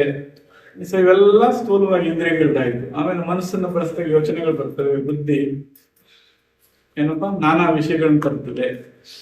ಚಿತ್ತ ಭಾವನೆಗಳನ್ನ ತರ್ತದೆ, ಭಾವ ತರ್ತದೆ. ಹಂಗೆ ಅಸ್ಮಿತೆಯಿಂದ ಅಖಂಡ, ಅನಂತ, ಆಕಾಶ, ಆನಂದ, ಅನಂತ ಈ ಲಕ್ಷಣಗಳನ್ನ ಬಿಂಬಿಸ್ತದೆ. ಇವೆಲ್ಲ ಒಟ್ಟಿಗೆ ಇಟ್ಕೊಂಡು ಎಷ್ಟನ್ನ ಕ್ರೋಢೀಕರಿಸ್ಕೊಂಡು ಇದು ಪ್ರತ್ಯಕ್ಷ ಆಯ್ತು. ಏನಪ್ಪಾ, ಈಗ ನನ್ನನ್ನೇ ಕಣ್ಣಾಗ ನೋಡಿದ್ರೆ ಹೆಂಗ್ ಕಾಣಿಸ್ತಾ ಇದ್ದೀನಿ, ದೃಶ್ಯವಾಗಿ ಕಾಣಿಸ್ತಾ ಇದ್ದೀನಿ. ಸೊ ಕಣ್ಣು ಮುಚ್ಕೊಂಡ್ರಿ. ಸೊ ನನ್ನನ್ನೇ ಯಾರೋ ಕಿವಿಯಲ್ಲಿ ಕೇಳಿದ್ರೆ ಹೆಂಗ್ ಕಾಣಿಸ್ತದೆ ಅವ್ರಿಗೆ, ಶಬ್ದವಾಗಿ ಕಾಣಿಸ್ತದೆ ಅವ್ರಿಗೆ. ಸೊ ಇವೆರಡೂ ಇಲ್ಲ. ಒಂದು ಹಾವು ಅಥವಾ ಇನ್ನೇನೋ ಬಂತು, ನಾಲ್ಗೆ ಆಚೆಗಾಗಿ ಆಗ್ರಹಿಸ್ಬೋದು, ಅಥವಾ ಸ್ಮೆಲ್ ನೋಡುವಂಥದ್ದು ಬಂದ್ರೆ ಅದಕ್ಕೆ ಸ್ಮೆಲ್ ಆಗಿ ಕಾಣಿಸ್ತದೆ ಇದು. ಅದು ಟೆಂಪರೇಚರು ಆತರ ರೂಪನ್ ನೋಡ್ತದೆ. ಇನ್ನೊಂದು ಸ್ಪರ್ಶಿಸ್ ನೋಡ್ತದೆ ಬಂದ್ಬಿಟ್ಟು. ಸೊ ಇದು ರೂಪಗಳು ಬಂದಿದ್ದು. ಏನದು ಒಂದೇ ವಸ್ತುನೇ ಹಿಂಗ್ ಕಂಡಿದ್ದು. ಅದಕ್ಕೆ ಇನ್ನು ಮನಸ್ಸನ್ನ ನೋಡಿದ್ರೆ ಯೋಚನೆ ಕಾಣಿಸ್ತಿದೆ, ಬುದ್ಧಿಯಾಗಿ ಇನ್ನೇನೇನೋ ಬಿಂಬಿಸ್ತದೆ. ಚಿತ್ರದಲ್ಲಿ ಭಾವ ಏನು, ಈಗ ಒಬ್ಬೊಬ್ಬರಿಗೆ ಒಂದೊಂದು ಭಾವ ಕಾಣ್ತದೆ ಇದು. ಹಂಗೆ ಶುದ್ಧ ನಾನು ಮೂಲಕ ನೋಡಿದ್ರೆ ನಾವೇ ಕಾಣಿಸ್ತೀವಿ. ಸೊ ಸುಮ್ಮನೆ ಖಾಲಿ ಆಕಾಶದ ತರ, ಅನಂತರ ತರ. ನೋಡೋನ್ಗೂ ನೋಡೋದ್ ಬಿಟ್ಟಿದ್ವಿ ಏನು ವ್ಯತ್ಯಾಸ ಇಲ್ಲ. ಸೊ ಯಾವುದು ಪರಿಣಾಮ ಇದೆಲ್ಲ? ಪಕ್ಷಿಗಳು ಅಂದ್ರೆ ಯಾವುದನ್ನು ಬಳಸುತ್ತೋ ಅದ್ರ ಪರಿಣಾಮ. ಅದಾದ ಮೇಲೆ ಪ್ರಶ್ನೆ ಮಾಡ್ರಿ, ಅನುಮಾನ ಅಂತ ಹೇಳೋದಿಲ್ಲ, ಅನುಮಾನಿಸಿ ನೋಡ್ಬೇಕು ಎಲ್ಲಿವರೆಗೂ ಇನ್ನು ಅನುಮಾನಗಳೇ ಉಳಿಬಾರ್ದು. ಅದಾದ್ಮೇಲೆ ಬೇರೆಯವರು ಇನ್ನು ಮಹಾತ್ಮರು ಏನು ಹೇಳಿದ್ದಾರೆ ಇದ್ರ ಬಗ್ಗೆ ಅಂತ ಶಬ್ದ ಮಾಡಿ ನೋಡ್ರಿ, ಶಬ್ದದ ಬಗ್ಗೆ ನೋಡ್ರಿ. ಉಪಮಾನಗಳು ಏನಪ್ಪ, ಅರ್ಥ ಉತ್ಪತ್ತಿ ಆಗಬೇಕು, ಅರ್ಥ ಉತ್ಪತ್ತಿ ಅನುಪಲಬ್ಧಿ. ಇಷ್ಟ್ರ ಮೂಲಕ ನಾವು ತಿಳ್ಕೊಂಡ್ರೆ ಇದೆಲ್ಲ ಹೇಗಾಯ್ತು ಹಿಂಗಾಯ್ತು ಇದೆಲ್ಲ ಬರ್ತದೆ. ಆದ್ರೆ ಈ ಮೂಲಭೂತವಾಗಿ ಮಾಡ್ಬೇಕಾಗಿರೋದೇ ನಾವು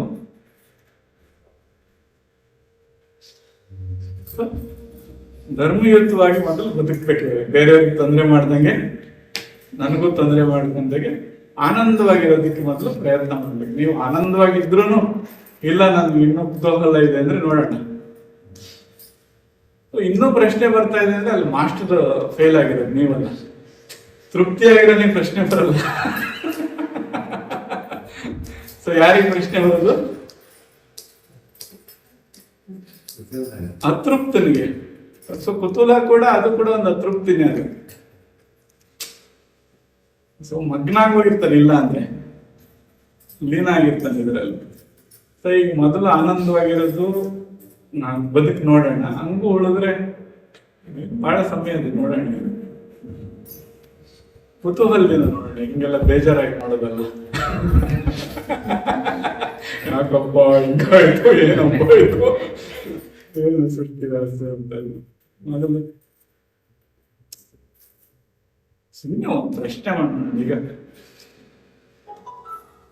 ಇಲ್ಲಿಂದ ಈ ಗ್ರಹದ ನೀರು ಸಿಗ್ತದೆ, ಯಾವ್ದೋ ಮಂಗಳ ಗ್ರಹಕ್ಕೂ ನೀರು ಖಾಲಿ ಆಗ್ತದೆ ಅಂತ ಅನ್ಕೋಣ, ಅಲ್ಲಿ ಹೋಗಿದ್ವಿ. ಎಮರ್ಜೆನ್ಸಿ ನೀರು ಕಳ್ಸಿಕೊಡ್ರಿ ಅಂತಾರೆ 1 ಲೀಟರ್. ಇಲ್ಲಿಂದ ಕಳ್ಸಕ್ಕೆ ಎಷ್ಟು ಖರ್ಚಾಗ್ತದೆ? 400 ಕೋಟಿ ಪ್ರಾಜೆಕ್ಟ್.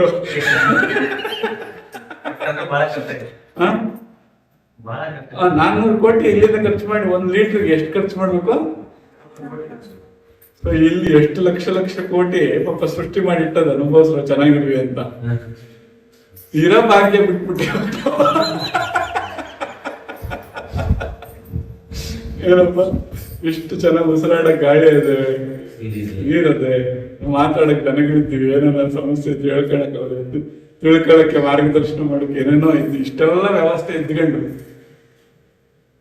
ಅವನು ಬೇಜಾರಾಗತ್ತಿದ್ವಿ ಅಂತ ನೋಟಿಸಪ್ಪ ಹೇಳಿದ ಕೆಲಸನೂ ಮಾಡ್ತಾ ಇಲ್ಲ ಇವನು, ಅನುಭವಿಸ್ತಾನೆ ಇಲ್ವಲ್ಲ. ಹಂಗಾಗಿ ಮೊದ್ಲು ಆನಂದವಾಗಿ ಇವನ್ನೆಲ್ಲ ಅನುಭವಿಸ್ಕೊಂಡು ಹೋಗೋಣ, ನೋಡೋಣ ಕುತೂಹಲ ಹೋಗ್ತಿದ್ರೆ. ನಾವ್ ಹೇಳಿದ್ವಿ ಅಂತ ಮಾತ್ರಕ್ಕೆ ಒಪ್ಕೊಳ್ಳೋಂತ ಅಗತ್ಯ ಇಲ್ಲ, ಅದು ಒಪ್ಕೊಳ್ಬಾರ್ದು. ಸೊ ಮೊದ್ಲು ಪ್ರತ್ಯಕ್ಷ ಅಂದ್ರೆ ನನ್ನ ಅನುಭವದಲ್ಲಿ ಹೇಗೆ ಬರ್ತಾ ಇದೆ ಅಂದ್ರೆ ಹೇಗಿದೆ ಅಂತ. ಸೊ ಏನೇ ಆದ್ರೂ ಹೇಗಿರ್ಬೇಕಂತ ಮೊದಲನೇದು ನಿಮ್ಮ ಅನುಭವದಲ್ಲಿ ಇರ್ಬೇಕಂತ ಅಂತ. ಈಗ ನಾನ್ ಸಕ್ಕರೆ ಬಗ್ಗೆ ಹಂಗಿದೆ ಹಿಂಗಿದೆ ಅಂತ ನಾನು ತಿಂದು ಎಷ್ಟು ಹೇಳ್ಕೊಂಡ್ರೆ ಏನ್ ಪ್ರಯೋಜನ? ನೀವು ಒಂದ್ ಕಾಳು ಬಾಯಿ ಏನಪ್ಪ, ನೀವು ಒಂದ್ ಕಾಳು. ಹಾಗಾಗಿ ಏನೇ ಆದ್ರೂ ಕೂಡ ಸಕ್ಕರೆ ಬಗ್ಗೆ 1 ಕೋಟಿ ಪೇಜ್ ಬರ್ದಿಟ್ರು ಸಾರ್ಥಕತೆ ಯಾವಾಗದ? ಒಂದು ಕಾಳಾದ್ರೂ ರುಚಿ ತಗೊಂಡ್ರೆ, ಆಮೇಲೆ ರುಚಿ ತಗೊಂಡಾದ್ಮೇಲೆ ಕೋಟಿ ಪೇಜಲ್ಲಿ ಏನ್ ಬರ್ದಿರಕ್ ಸಾಧ್ಯ? ಸಕ್ಕರೆ ಸಿಹಿ ಆಗಿದೆ, ಏನ್ ಇರೋದನ್ನ ಹೇಳ್ತಾ ಇದ್ದೀಯ,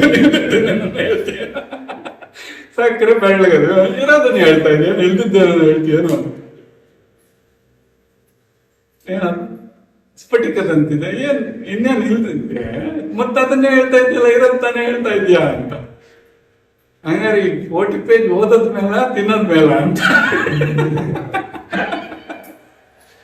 ಹೌದಲ್ಲ? ಹಂಗಾಗಿ ಪ್ರತ್ಯಕ್ಷಕ್ಕೆ ಆದ್ಯತೆ ಬರ್ತದೆ. ಆ ಸಾಬ್ ಏನೇ ಬರ್ಕೊಂಡಿರ್ಲಿ 1 ಕಾಳು ಬಾಯಿಗೆ ಹಾಕೊಳ್ಳೋದು ಮೊದಲನೇ ಆದ್ಯತೆ. ಸಂತೋಷ.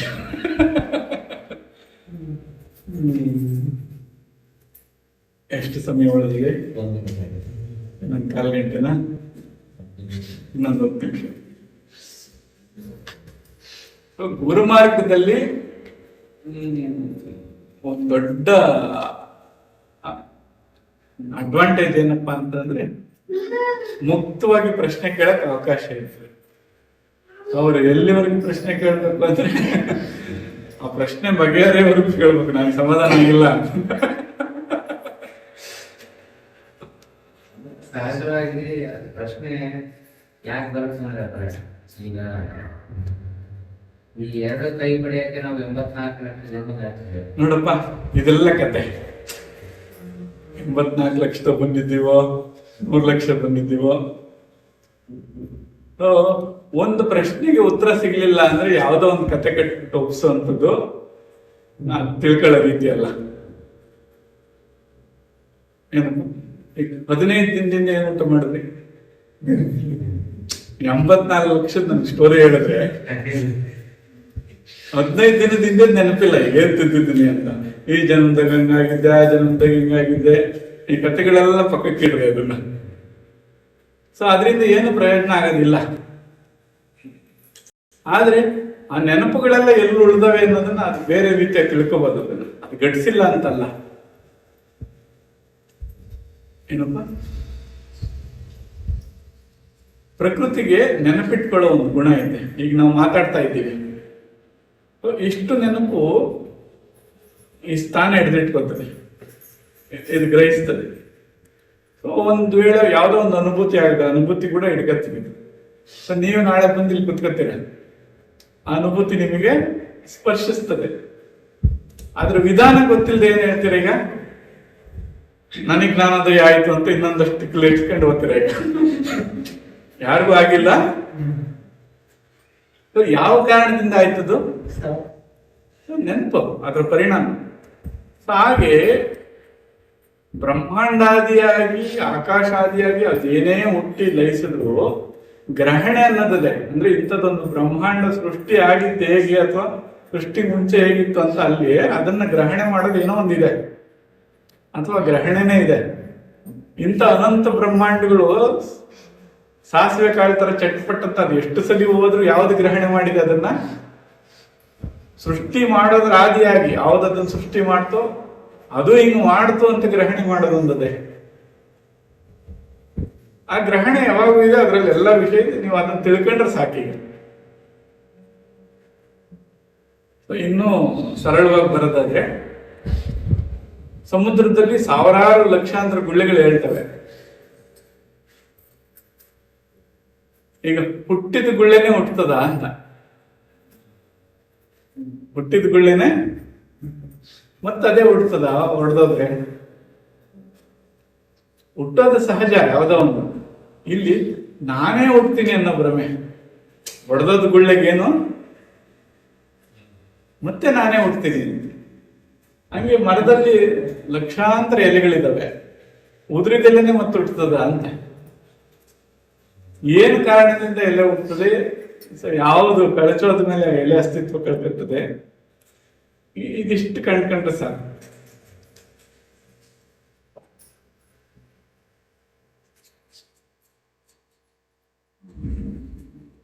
ಸ್ವಲ್ಪ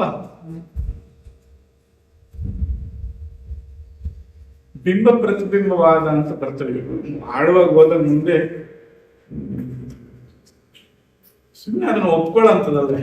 ಈಗ ನಮ್ಗೆ ಸಮಸ್ಯೆ ಆಗಿರೋದೇ ಪೂರ್ವಾಗ್ರಹಗಳಿಂದ. ಈಗ ಯಾರೋ ಹೇಳ್ಬಿಟ್ಟವ್ರೆ ಏನಂತ, 84 ಲಕ್ಷ ಜೀವರಾಶಿ ಬಂದ್ಬಿಟ್ಟೆ ಅಂತ. ಇವ್ರು ಅದನ್ನ ಹುಡ್ಕಕ್ಕೂ ಹೋಗಲ್ಲ, ಸುಮ್ಮನೆ ಅದ್ ಹೇಳಿದ್ ಒಪ್ಕೊಂಬರ್ತೀವಿ. ನಾಳೆ ದಿನ ಅದೆಲ್ಲ ಸುಳ್ಳು ಅಂತಂದ್ರೆ ಅವಾಗ ಏನಾಗ್ಬೇಕು ನಿಮ್ಗೆ?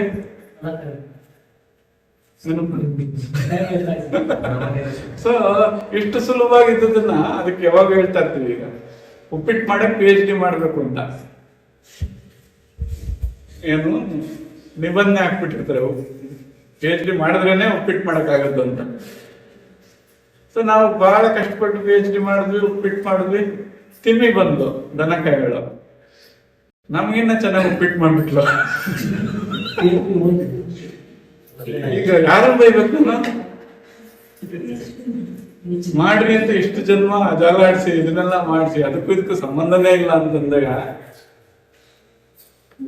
ಏನಪ್ಪ? ಸೊ ಸ್ವಪ್ನೇ ಪ್ರತೀಯಮಾನಿ ರೂಪಾಣಿ ಯಥಾತಥ ಅಂತ ಒಂದು ಶ್ಲೋಕ. ಕನಸ್ನಾಗ ನೀವು 1,00,000 ಜನ್ಮ ಕಂಡ್ರು ಎಚ್ಚರ ಆದಾಗ ಏನಾಯ್ತು?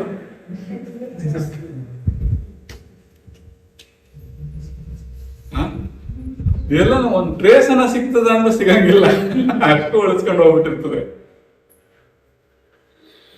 ಏನಪ್ಪ ಹಂಗೆ ನಿಜವಾಗಿ ಎಚ್ಚರ ಆದಾಗ ನಮ್ಮ ಕಲ್ಪನೆಗಳು ಇವೆಲ್ಲ ಹುಡುಕಾಡೋದು ಅದ್ರ ಟ್ರೇಸ್ ಸಿಗಲ್ಲ. ಈಗ ಆ ತಿಳುವಳಿಕೆ ಅಥವಾ ಎಚ್ಚರ ಆಗೋ ಕಡೆಗೆ ಹೋಗ್ಬೇಕು ಅಷ್ಟೇ. ನಾನು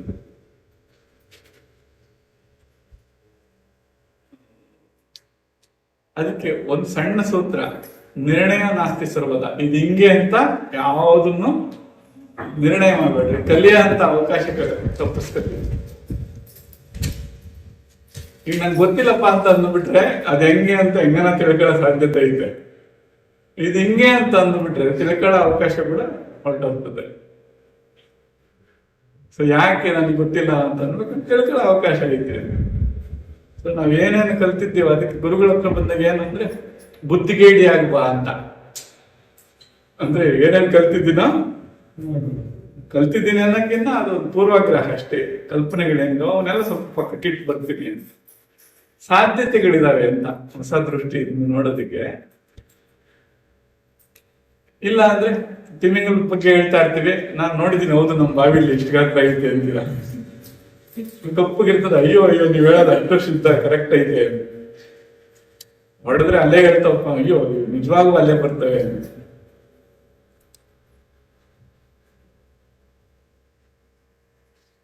ಸಾಕಷ್ಟು ಹಲವಾರು ಟನ್ ಗಾತ್ರ ಇರ್ತದೆ, ಯಾಕೋ ಸುಳ್ಳು ಹೇಳ್ತಾವ್ರಲ್ಲ.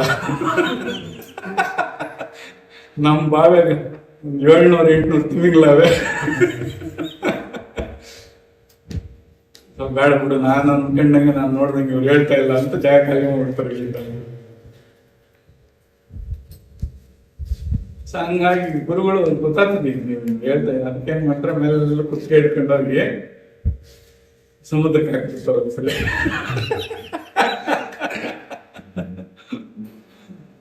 ಸೊ ಅವಾಗ ಅದ್ರ ಆಳ ಆಗಲ್ಲ, ಅಲ್ಲೇ ಓ ಹೇಳ್ಕೊಬೇಕು ಅನ್ಸ್ತೀವಿ. ಯಾರು ಇರಲ್ಲ ಅದೇ ಕಣಕಲ್ಲಿ, ಅಷ್ಟು ವಿಶಾಲ.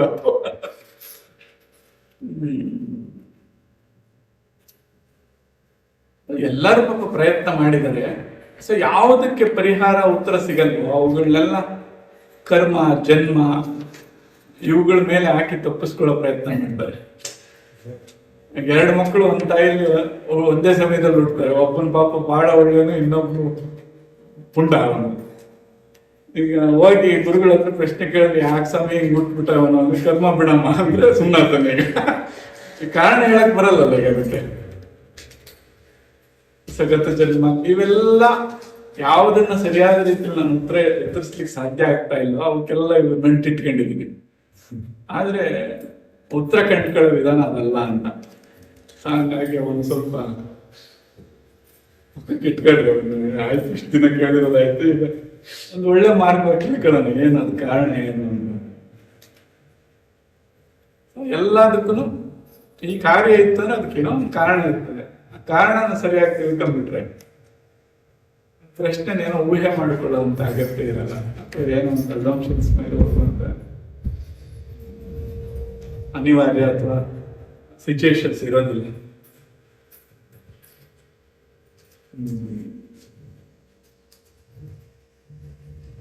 ಬಹಳ ಪ್ರಸ್ತಾಪ ಆಗಿದೆ. ಯೂಟ್ಯೂಬ್ ಅಲ್ಲಿ ವಿಡಿಯೋ ಇದಾವೆ, ಸ್ವಲ್ಪ ಕೇಳ್ತಾ ಇದ್ರೆ ನಿಮ್ದೆಲ್ಲ ಪ್ರಶ್ನೆಗಳು ಆಲ್ಮೋಸ್ಟ್ ಅಲ್ಲಿ ಪರಿಹಾರ ಸಿಗ್ತವೆ. ನನಗೂ ಹೊಸದಾಗಿ ಮಾಡೋಣ. ಈಗ ಎಲ್ಲಾರ್ಗು, ಈಗ ನಿಮ್ದು ಒಬ್ಬರದೇ ಅಲ್ಲ, ಎಲ್ಲಾರ್ಗು ಉತ್ತರ ಇದೆ. ಒಬ್ಬರ ಪ್ರಶ್ನೆ ಎಲ್ಲಾರ್ಗು ಉತ್ತರ.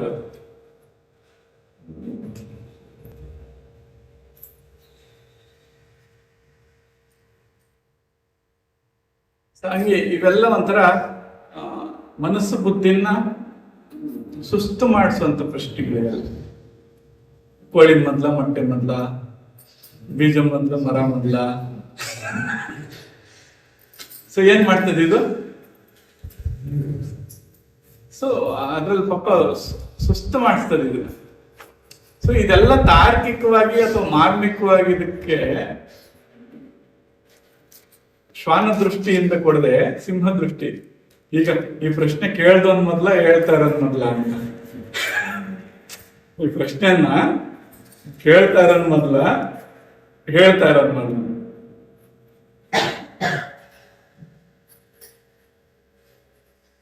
ಕೇಳ್ದವನು ಅಲ್ಲ ಹೇಳ್ದವನು ಅಲ್ಲ, ಅವರಿಬ್ರು ನೋಡೋನ್ ಮೊದ್ಲು. ಅವರಿಬ್ರು ನೋಡೋಂಥದ್ದೊಂದು ಐತಲ್ಲ, ಆ ಸ್ಥಾನದಲ್ಲಿ ನಿಂತ್ಕೊಂಡ್ರೆ ಅದು ಹುಟ್ಟಿದ ಮೇಲೆ ನಿನ್ನೆಲ್ಲ ಹುಟ್ಟಿರೋದು.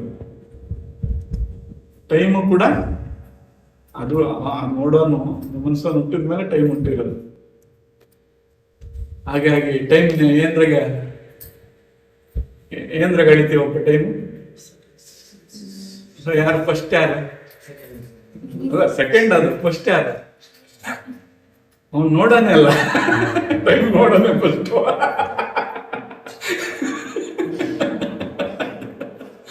ಆಮೇಲೆ ಇದೆಲ್ಲ ಸೆಕೆಂಡ್.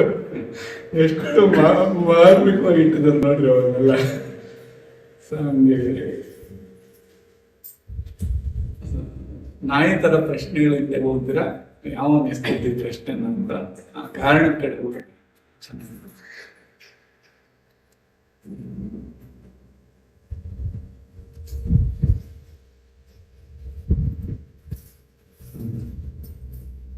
ಅಲ್ಲೇ ನೋಡ್ತಿರಪ್ಪ ಸದ್ಯಕ್ಕೆ ಆಗಿದೆ ಅಂತ ನೋಡ್ಕೊಂಡ್ಬಂದೆ.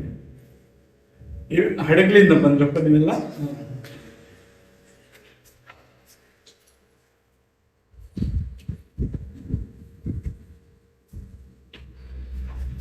ಇದನ್ನ ವೈಂಡ್ ಅಪ್ ಮಾಡ್ಬೋದು ಅನ್ಸುತ್ತೆ.